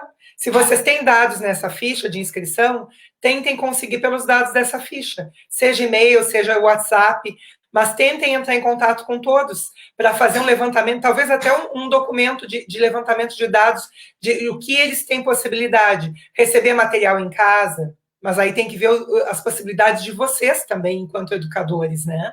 Como é que vocês conseguem atingir esses estudantes? Vocês têm possibilidade de enviar correspondência, de enviar mensagem por WhatsApp, de tentar entrar em contato com esses educandos, nem que seja para mandar uma mensagem inicial tranquilizadora, no sentido de estamos pensando juntos, de pedir aqueles princípios que a gente falou, né, da coletividade, da construção coletiva. Estamos ouvindo vocês também para tentar pensar em soluções viáveis e coletivas para esse momento que nós estamos vivendo. Mas acho que aí as estratégias de cada grupo, elas vão ser muito particulares, porque vai depender do que cada grupo consegue ter acesso, assim. Não sei, né, para pensar nesse sentido, assim. Não sei o que a Cassiane pensa também a respeito. Não, acho que é muito dentro disso que a professora Raquel comentou. A gente vai ter contextos diferentes, né? Vai ter aqueles e aquelas aqueles grupos, na verdade, os pré-vestibulares que tiveram a primeira aula, que é o caso do Fênix, né? A primeira 1 ou 2 semanas, aqueles que nem tinham feito o edital de seleção ainda, e a gente tem casos relacionados a escolas estaduais, que os professores ainda estavam repondo o ano letivo anterior, ainda tinha essas discussões, né? São contextos diferentes. E assim, pessoal, estamos passando por um processo de pandemia. Então, para além de não ter acesso, e daí não cabe a nós, né, que eu falar sobre a psicologia, mas a gente também entende que psicologicamente vários e várias estão afetados, e isso ainda fica mais exacerbado com aqueles e aquelas que queriam fazer o Enem e o adiamento do Enem, como as coisas estão indo. Então, além da pandemia, se passa por uma crise educacional também. Não se sabe os rumos que isso vai ser colocado. Se passa por uma crise de saúde sem precedentes. Então, isso precisa ser considerado para que a gente entenda que, e daí é o que a Raquel disse, não existe o que fazer, né, Raquel, enquanto uma resposta para todos e para todas. Existe uma necessidade de se repensar a partir dos contextos, a partir dos diferentes lugares, e também a partir da figura dos próprios educadores, né, porque não são só os educandos que estão passando por esse processo, também os educadores.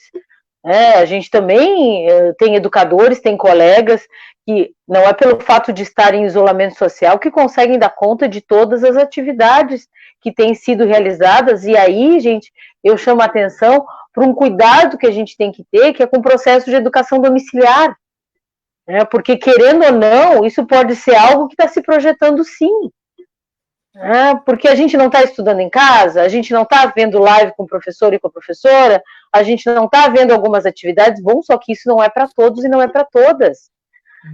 Esse não é o modelo de educação construído. E eu sempre gosto de chamar atenção que fazer esses diálogos, mandar material pela internet, isso não é educação à distância. Educação à distância tem um modelo e uma estrutura.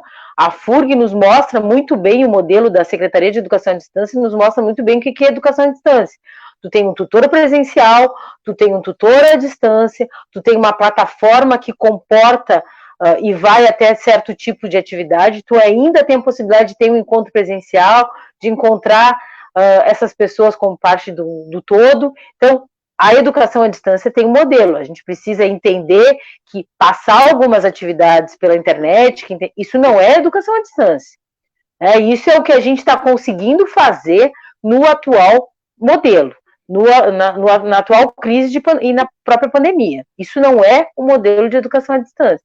E daí eu escuto muito algumas lives de colegas do Estado, professores do Estado, que estão tendo que colocar as atividades na plataforma, o próprio governo do Estado cobrando, os vários estudantes tentando acessar isso através de dados móveis ou pelo WhatsApp, porque é diferente, a gente também não tinha e ainda não tem nenhuma rede de internet suficiente para dar conta do que está se vivendo, então várias de nós não têm acesso à internet de uma maneira que não caia a conexão, que a gente consiga baixar todas as fotos e todos os vídeos, e como bem disse a Raquel, isso muda de lugar, de indivíduo para indivíduo, de contexto para contexto.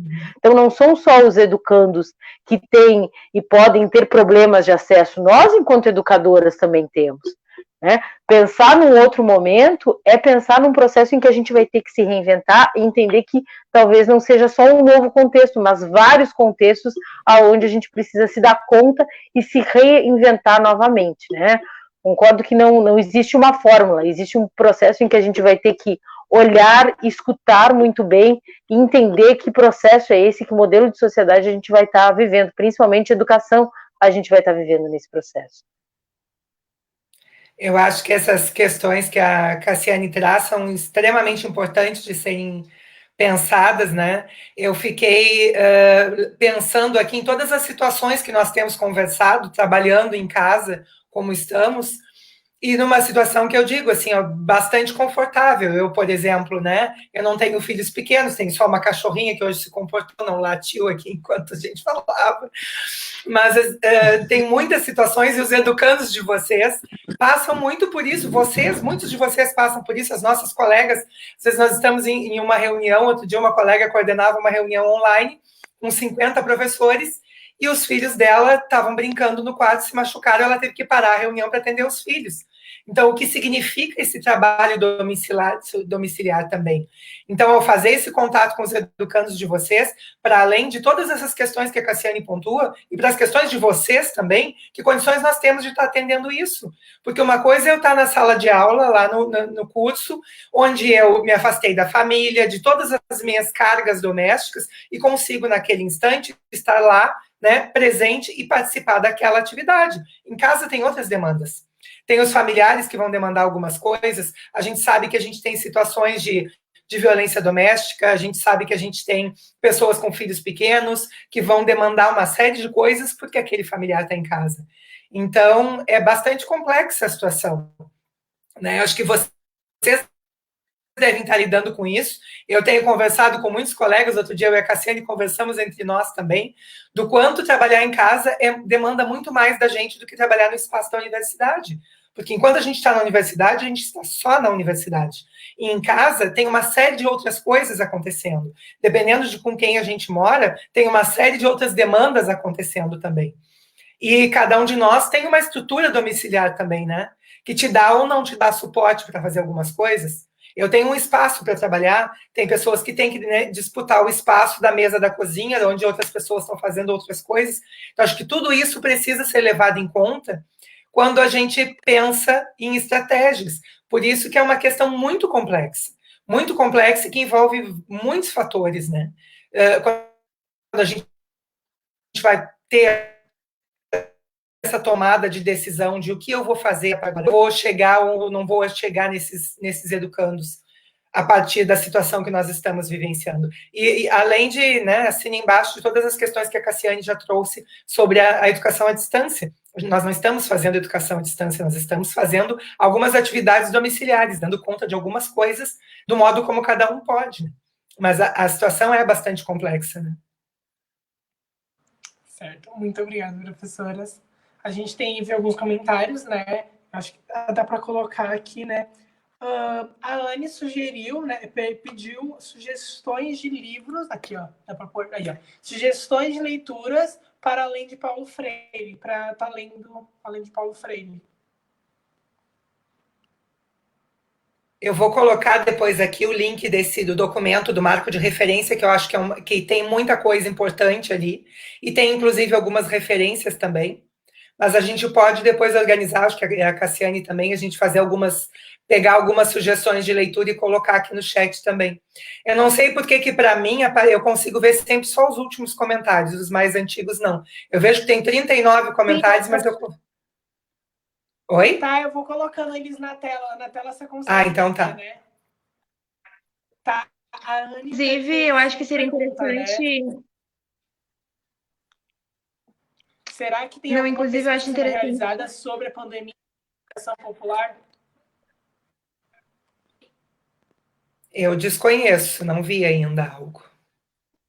Eu também. A gente está fazendo, lembra aí, no grupo de estudos, algumas discussões de algumas pesquisas, mas não necessariamente de educação popular. Pelo menos eu também não encontrei.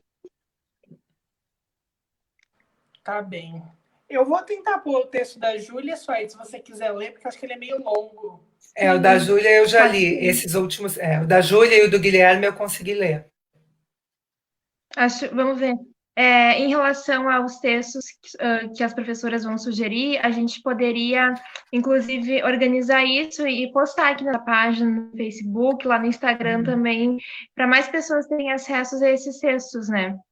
Acho que seria interessante.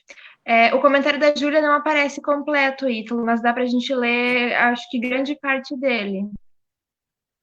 Mas agora ele sumiu. Eu consigo ler ele aqui. Tá cortado. Para mim ele aparece cortado também. Aqui vocês se a professora consegue... Eu consigo ler, não sei se ele está na íntegra. Eu posso ler. Desculpa, Júlia, não consegui fazer essa pergunta. Só está cortado para mim também, porque não tem pergunta. Para mim aparece um comentário. Vou ler, então. No diálogo com o comentário que ela fez. Tá. No diálogo com vocês e no pensar sobre a educação popular e sobre o PAIEX, que me é especialmente tão especial pelos anos em que nele atuei, Fico refletindo sobre os modos como os pré-universitários populares, neste período de distanciamento social, constroem educação popular, sem cairmos na ideia da instrumentalização individual do educando, trabalhador e trabalhadora, para a realização do Enem. Frisando que o acesso dos estudantes do PAIETS ao espaço universitário é, sim, nossa luta, mas de algum modo se restringindo ao puro acesso. Minha reflexão caminha no sentido de pensarmos o papel político-pedagógico dos cursos populares e não acabarmos reproduzindo esse modelo de formação individual e que é altamente excludente, pressupondo o acesso individual à internet. Se agiganta ainda mais. É, de fato, a reflexão sobre outras possibilidades de uma outra sociedade, na crítica e denúncia a esta que temos, que o PAIETS constrói a educação popular. Isso é uma das coisas que eu tinha assinalado aqui para falar, né, em relação a esse comentário da Júlia, agora me fez lembrar, né, do quanto o PAIETS vai muito além dessa questão que lhe deu origem lá no início, quando era um preparatório para os cursinhos pré-vestibulares, né? Porque hoje a questão do Enem ela é importante, mas ela não se configura como o fator principal preponderante, né? Existe ou pelo menos deveria existir toda uma outra preocupação em termos de formação cidadã, de formação de coletividade, de transformação social, de empoderamento desses sujeitos que nos procuram também, que está muito presente, acho que em todos os núcleos, né?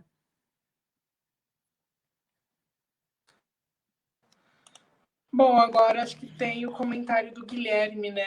Eu vou dar para pôr aqui. Dá para pôr o comentário do Guilherme aqui. Pronto. Os dados do IBGE de 2017, compilados pelo DISE, mostram que no estado do Rio Grande do Sul, 58,7% dos homicídios com computador possuem internet. E uma perspectiva para essas cidades mais ao sul, São José do Norte e Rio Grande, o que vocês andam vendo sobre atividades para contornar essa situação? Brasil ou outras regiões, como a experiência de educação em Portugal? Obrigado. Olha, Guilherme, o que eu sei são de questões junto ao governo, às prefeituras, né, que ainda ficam entre essa ideia de mandar atividade online ou não mandar. Né? Em Rio Grande, eu não sei, pelo que eu entendi, não está tendo nenhum modelo de atividade. Pelo que eu saiba, em São José do Norte eu não sei te dizer, sem ser a professora Raquel, mas pelo que eu saiba, não está tendo nenhuma atividade online desse governo municipal dessas cidades. Algumas cidades na região sul, sim, estão adotando, algumas prefeituras têm adotado, a prefeitura municipal de Pelotas já pensou em várias vezes isso, e assim, gente, eu acho que isso também é um reflexo sobre as incertezas desse momento, né? O governo do estado toda hora diz que vai fazer um pronunciamento na sexta-feira, e chega na sexta-feira, ele diz que não. Sobre como vai ser o início acho que foi semana passada, né? Ele disse que sexta-feira eu vou fazer um pronunciamento sobre o retorno. Não vou fazer mais o pronunciamento sobre o retorno. E na quinta ele já tinha feito uma live na Universidade Católica de Pelotas dizendo que era contra o retorno. Então, na verdade, são incertezas. O contornar a situação seria no sentido de pensar, talvez, em manutenção de algumas atividades educacionais, mas a questão é como tu mantém isso, né? E daí eu dou um exemplo muito pessoal. Eu tenho um sobrinho de 6 anos que estava no início do processo de alfabetização.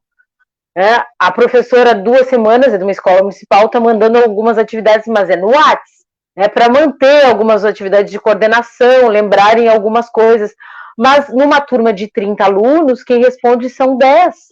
Por quê? Por vários motivos que a gente já elencou aqui, vários deles, mas também porque também são atividades e não dá para se esperar que o Pedro volte depois para a escola e que siga dali da onde ele parou, porque nós temos esses processos de aprendizagem, nós estamos diferentes e estamos vivendo momentos e processos diferentes.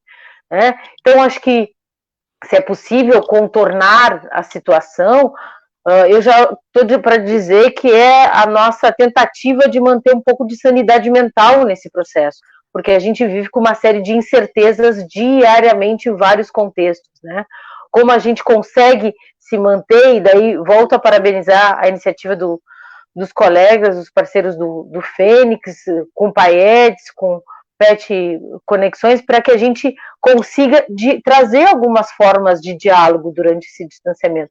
Porque, querendo ou não, por mais que se busque contornos de alguns governos estaduais. Eu sei que o estado de São Paulo também está nessa perspectiva de mandar algumas coisas online para os estudantes, mas a gente tem vários entraves a partir daí, várias discussões sobre que processo, como disse a Júlia, e que modelo educacional individualista estaria se criando nesse momento, né? Por mais que se tente contornar, eu volto a dizer que a gente vive um momento muito ímpar, onde a gente precisa se repensar e não conseguimos ainda nos projetar como vai ser a volta ao espaço escolar pós-pandemia. Daqui da região eu não sei de nenhum estudo sobre essas discussões, Guilherme. Eu também não conheço nenhum nesse sentido. O que a gente vê são especulações, são proposições e depois que recuam, depois de um certo tempo. Vocês devem ter acompanhado também aí a discussão que estava sobre disponibilizar acesso à internet para a população, e aí todo um investimento que teoricamente seria feito, se falou até em valores, se não me falha a memória, em torno de 5 milhões, que iam ser disponibilizados para possibilitar acesso, mas depois se falou que o acesso seria via telefones, né, smartphones.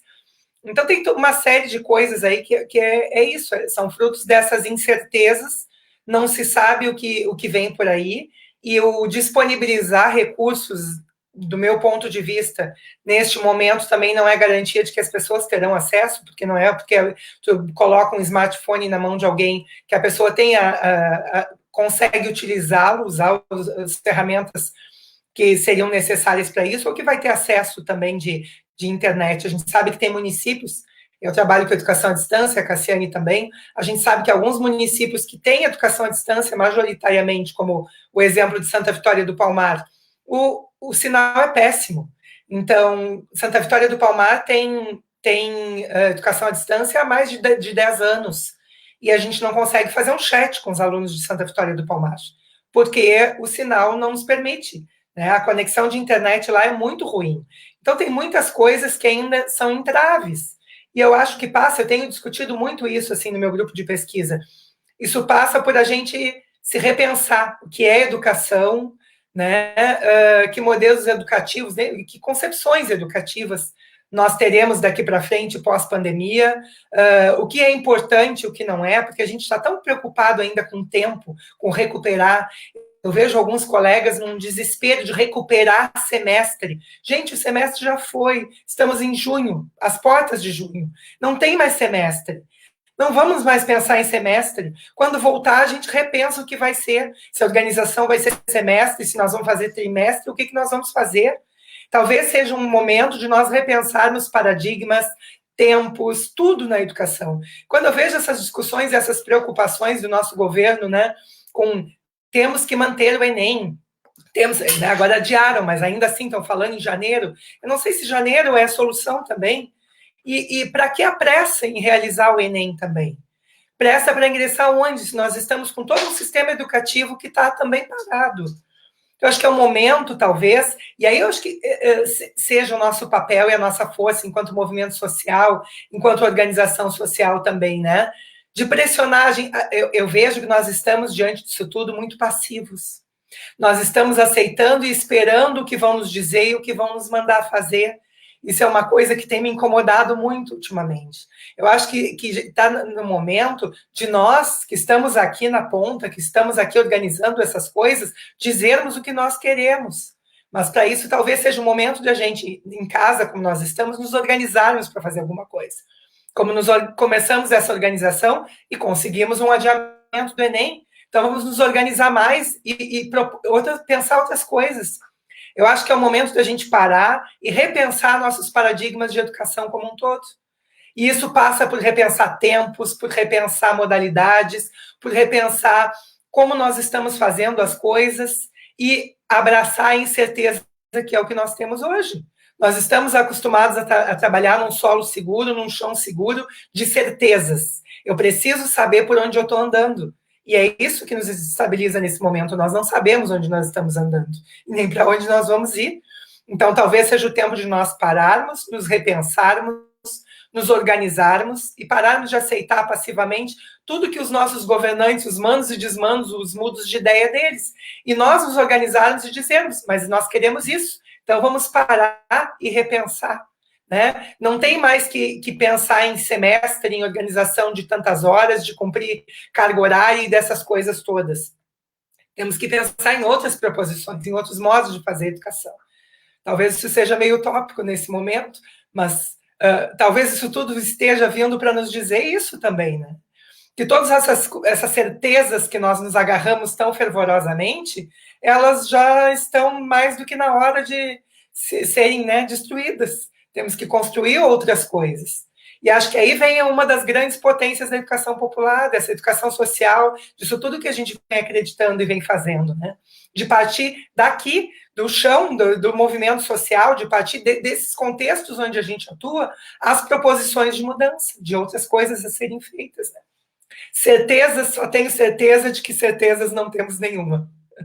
É a minha única certeza nesse momento.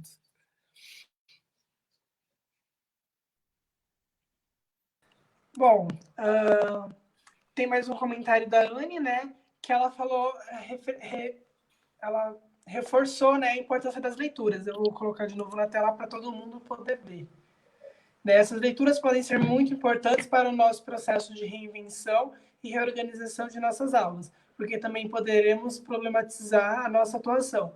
Ao menos para mim, educadora de história, a prática de organização das atividades domiciliares tem de revelado um grande desafio. Muito obrigada. Eu acho que ela estava falando no sentido de leituras para atividades domiciliares. Acho que deve ser mais ou menos isso que a Anne quis trazer nessa coisa.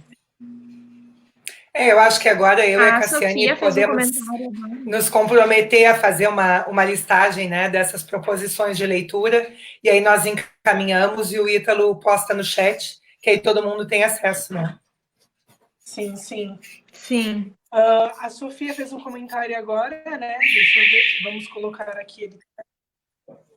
Eu acredito que pensar esses questionamentos sobre o que pode ser feito deve passar pela opinião popular.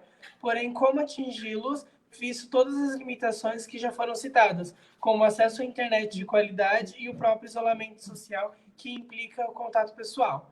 Entendo que não há resposta para isso, mas esse questionamento me incomoda. Incomoda todos nós, com certeza. É isso, não existem respostas agora, né? Eu acho que a gente precisa entender isso, essa resposta, e daí muito que a Raquel disse, é isso, a gente estava sempre acostumado a estar nas certezas, a saber o que era para estudar, quando começa o semestre, quando termina, quando é o Enem, quando a gente faz o processo de seleção, né? Vamos voltar e vamos pensar sobre o que é educação popular, como foram esses movimentos, a ideia de educação para as classes trabalhadoras, como isso se construiu nos movimentos sociais, é outra ideia de tempo. Talvez o que a gente possa ter a certeza agora é aproveitar não, mas entender que esse isolamento precisa nos indicar algumas coisas. Daí eu concordo com a Raquel, esse modelo até agora não vai dar mais certo. A natureza, a sociedade capitalista nos mostrou que nós só acirramos desigualdades porque nem acesso à informação todos e todas temos. Então, como a gente se repensa? Eu acho que para além de um questionamento, e daí como é o nome da pessoa que falou? Sofia, né? É Sofia? Isso. Sofia. Para além desse questionamento, Sofia, também eu acho que fica um pouco de um questionamento que é coletivo, mas também é individual. Como a gente consegue se repensar agora? Como a gente consegue repensar, como disse a Raquel, as nossas certezas? Elas existem até quando? Até a próxima notícia do jornal, próxima notícia do vizinho, da vizinha, do familiar. Como a gente se repensa. E aí, gente, é a lógica desse modo de produção que a gente está preso até hoje, né? O modo de produção capitalista. Até hoje a gente está preso nessa lógica de tempo, de produtividade, da jornada de trabalho, de esperar um produto final naquele tempo certo. Bom, nós temos que entender que isso não deu certo. E eu acho que são os movimentos sociais de educação popular que a gente tem que voltar para essas origens, para esse entendimento e partir para aquilo. Eu volto o texto que a professora Raquel citou para a ideia de alteridade e essa ideia de dialogar com esses grupos. Ou a gente faz isso agora, ou a gente está recorrendo nos erros que a gente teve até o momento. Se é para pensar, e daí eu já aproveito para falar do comentário do Arilson ali, para pensar sobre o Enem, que segundo o ministro da Educação, o Enem não estaria para corrigir desigualdades, né? Então, era para manter, porque não tem problema nenhum a escola privada os estudantes de escola privada ter um acesso, os estudantes de escola pública ter outro. Bom, a sociedade capitalista não está aqui para suprir desigualdades. O que a gente tenta são políticas educacionais para fazer com que essas desigualdades fiquem menos desiguais, se é possível dizer, né? O sistema capitalista é desigual. O que a gente está tentando fazer, e daí o movimento dos próprios cursinhos pré-vestibulares, é mostrar o quanto é possível diminuir o processo de desigualdade social, por iniciativas que são coletivas e não são do Estado. Mas são dos movimentos sociais, são das classes populares, são de grupos e de coletividades. Então, para além de voltar e pensar hoje políticas de Estado, já que no Brasil a gente não está conseguindo fazer isso há uns bons meses, quem sabe a gente pense em políticas coletivas, que é o que a professora Raquel nos trouxe também. Bom, bem, acho que é isso, né? Mas, na verdade, acho que a Anne fez mais um comentário, né? De ser horrível ficar pensando, será que essas atividades, aulas, estão cumprindo com o seu dever da educação popular, né? Que a gente está adotando essas medidas, né, de educação à distância, e é isso, questionamentos, né? Acho que vocês querem fazer algum comentário sobre? Eu estou relendo aqui, peraí. Eu acho, na minha concepção, uma das primeiras coisas, Anne, é tu tirar isso que deve ser, né? Porque o que deve ser, se a gente entende que isso é uma construção coletiva, deve ser aquilo que a gente constrói coletivamente. E aí eu volto naquelas questões assim de pensar o contingente, pensar o local, o que cada grupo deve ser e o que cada grupo deve, né? Eu vou colocar esse deve bem entre aspas, fazer é aquilo que eles acordarem entre eles. Eu acho que o coletivo é que tem que pensar o que nós pretendemos, onde nós queremos chegar, quais são as nossas proposições e o que nós podemos juntos, enquanto grupo, dentro desse coletivo, construir. Eu penso que essa questão de ficar nos culpabilizando, né, ficar pensando horrível isso, o que isso deve fazer, eles estão conseguindo aprender.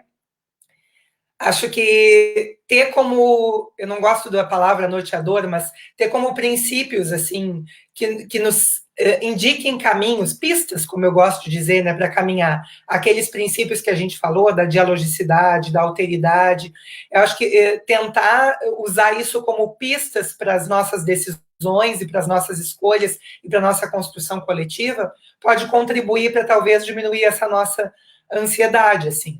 Mas eu volto a dizer, né, e acho que corrobora com o que a Cassiane acabou de falar também, que acho que a nossa principal ansiedade, essa nossa questão do o que eu vou fazer, como fazer diante disso tudo, ela está muito vinculada a essa nossa necessidade que vem, né, dessa modernidade que nos produziu desse jeito, de eu preciso de certezas, eu preciso ter um chão firme por onde caminhar, eu preciso ter por onde ir, e nós não temos isso agora.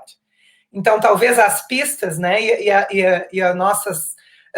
o nosso dever fazer passe por esses pontos que nós estamos levantando aqui coletivamente, de tentar fazer essa construção coletiva, de ser um momento de se repensar e de se reinventar, e se nós vamos nos repensar e nos reinventar, nós não vamos partir daquilo que já tinha pronto, porque nesse momento, eu volto a dizer, acho que a única certeza que nós temos é que não tem certeza mais, e que os modos como nós vínhamos fazendo não são mais possíveis.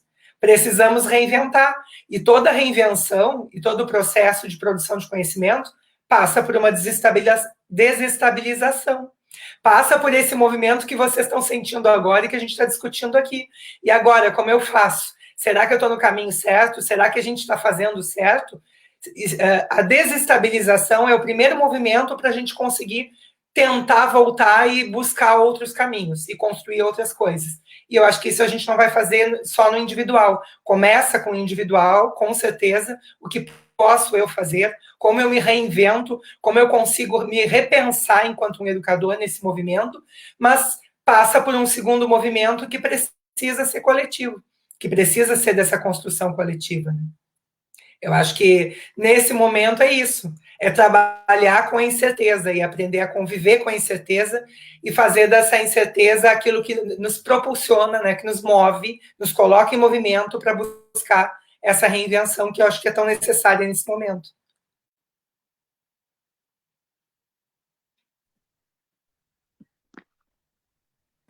Bom, eu acho que é isso, né? Não sei se a professora Cassiane quer contar alguma coisa. Na verdade, tem mais um comentário que é muito grande, que eu nem consigo ler ele todo, da Lise Claro, né? Eu não sei se vocês conseguem ler o comentário todo, né? Deixa eu ver. Vamos ver se dá pra pôr aqui. Foi, tá. Nesse tempo de pandemia e para o pós-pandemia, que seja logo, né? Compreendendo que o ensino, a pesquisa e a extensão são eixos indissociáveis na universidade. Como as professoras compreendem que o PET, Conexões de Saberes Acadêmicos e da Educação Popular, e o PAETS podem continuar dialogando desde as bases nas comunidades, junto às camadas populares e aos diversos grupos que compõem os pré-universitários populares, que vão para muito além da ideia de preparatório para ingresso na universidade. Eu acho que é por ali. Até ali não tem nada cortado, Ítalo? Eu achei que tinha mais coisa depois. Eu não consigo ver mais aqui. Para mim só aparece, mas tá cortado. Eu achei que tinha mais coisa. De quem é essa fala que eu me perdi? Da Lise Claro. Da Lise. Ah, da Lise. Isso. Para mim aparece só uma bem curtinha para mim da Lise, claro. Não, essa eu acho que é uma complementação.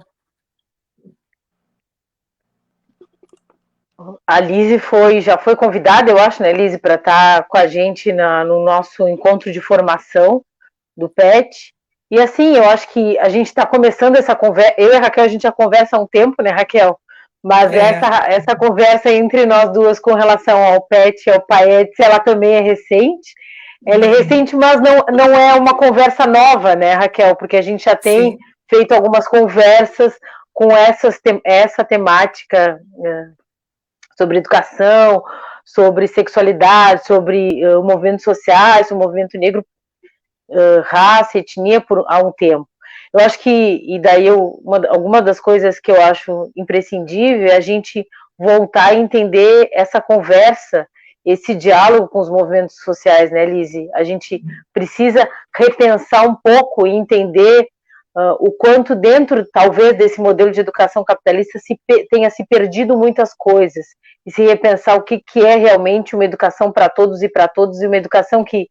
E daí eu sempre lembro da minha avó, que vai dizer, bom, tu tem 2 ouvidos e uma boca, então escuta mais e fala menos. Escuta, vamos escutar os movimentos sociais, vamos escutar esses grupos que estão há tanto tempo, que resistiram à gripe espanhola, que resistem ao massacre dos povos originários, as comunidades tradicionais que são massacradas cotidianamente no Estado brasileiro, que a Covid já se mostrou que para a população negra e para os povos indígenas tem sido um massacre cada vez maior, né? Para além de projetos políticos, a Covid tem mostrado isso, já tem alguns textos disponíveis exatamente sobre esse assunto.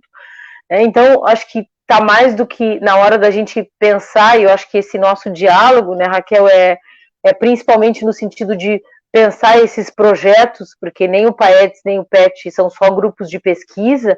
A Lise bem colocou ali, a gente fala com ensino, pesquisa e extensão, mas principalmente de compreensão dessas comunidades, desses movimentos, onde a gente tenta entender o contexto e se repensar, né, enquanto educadoras também, e todos os colegas que fazem parte dos grupos conosco, mas principalmente entender o que significa, o que sempre significou o processo educacional e educação para esses grupos, né? Se hoje a gente vive um modelo capitalista em colapso, né, esse colapso não é só um colapso da saúde, mas eu acho que a gente está pensando essa discussão de um colapso da educação já faz muito tempo.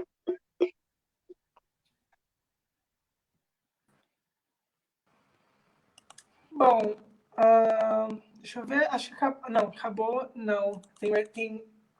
Tem um comentário do Michel Cáudio, né? Eu fico pensando aqui, pode ser uma pergunta.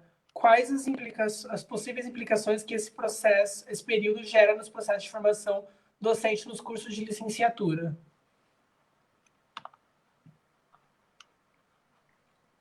acho que já está gerando, assim, não sei, a Cassiane está vivenciando no contexto do ICHI, né? Eu sou do Instituto de Educação, já está fomentando muita coisa.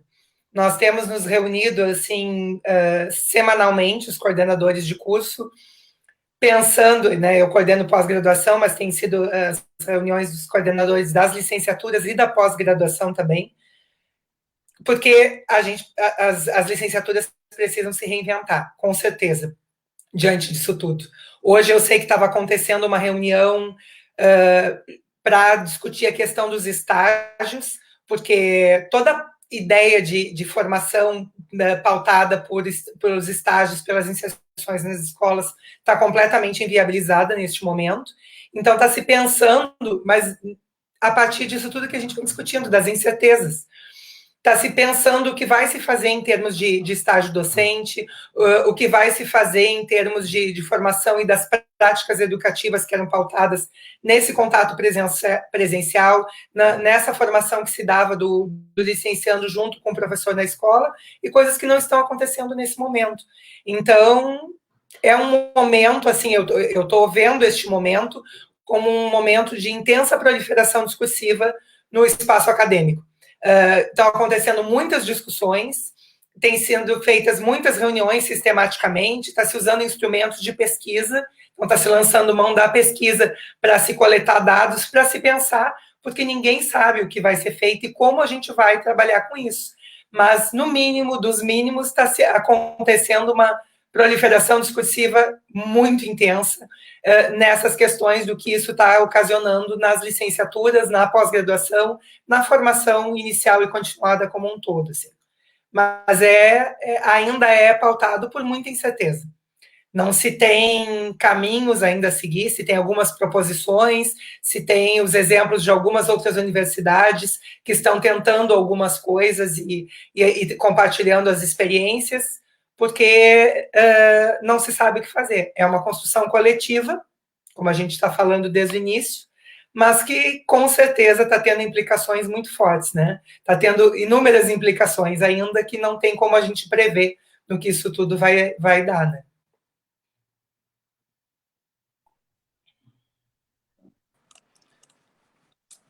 Bom, acho que é isso, né, gente? A gente vai encerrar, né? Já estamos aqui em quase 2 horas, né? A formação foi muito bacana. Muito obrigada pela participação de todos, né? Pelos comentários. Se alguém tiver alguma dúvida no futuro, né? Quiser perguntar, acho que pode mandar a mensagem para a página do Fênix, que a gente pode estar encaminhando um e-mail para as professoras e estar entrando em contato com vocês, tá? A gente vai postar no futuro, daqui no máximo 3, 4 dias, tipo, segunda-feira, terça-feira, a gente, assim que as professoras, na verdade, vierem para a gente uma lista das leituras sugeridas, né? A gente coloca para vocês na página do Fênix, né? Aqui no Instagram. Não sei se a Sade vai querer também comentar mais alguma coisa. Não, só encaminhando para o encerramento, e que nós gostaríamos novamente de agradecer às professoras Cassiane e Raquel por esse importante momento de reflexão sobre as nossas práticas educativas. Eu tenho certeza que cada um dos educadores presentes aqui conseguiu olhar para si mesmo e pensar individualmente, também coletivamente, em como age como um educador popular. Então, obrigada novamente, professoras Cassiane e Raquel. E nós também gostaríamos de agradecer a todos e todas por sua presença aqui, pelos comentários, pelas perguntas e pela interação que fizeram. É isso, então. Boa noite. É isso, gente. Muito obrigada. Tchau, tchau. Obrigada, pessoal. Tchau, uma boa noite. Obrigada pela possibilidade de diálogo, né? Acho que foi muito produtivo, muito prazeroso para todos nós e nos proporcionou grandes aprendizagens aqui, esse momento. Uma boa noite a todos e todas e vamos continuar nessa luta e nesse diálogo, né? Isso. Pessoal, obrigada pela atenção. Agradeço imensamente o Fênix e parabenizo principalmente os coordenadores por estarem fazendo essa atividade. Acho que isso também já é pensar na coletividade, né? Da gente se reunir, mesmo que virtualmente, conversar, colocar algumas inquietações. Então, parabenizo o grupo e espero que em breve a gente possa se ver presencialmente também. Tchau, pessoal. Uma boa noite. Tchau, gente.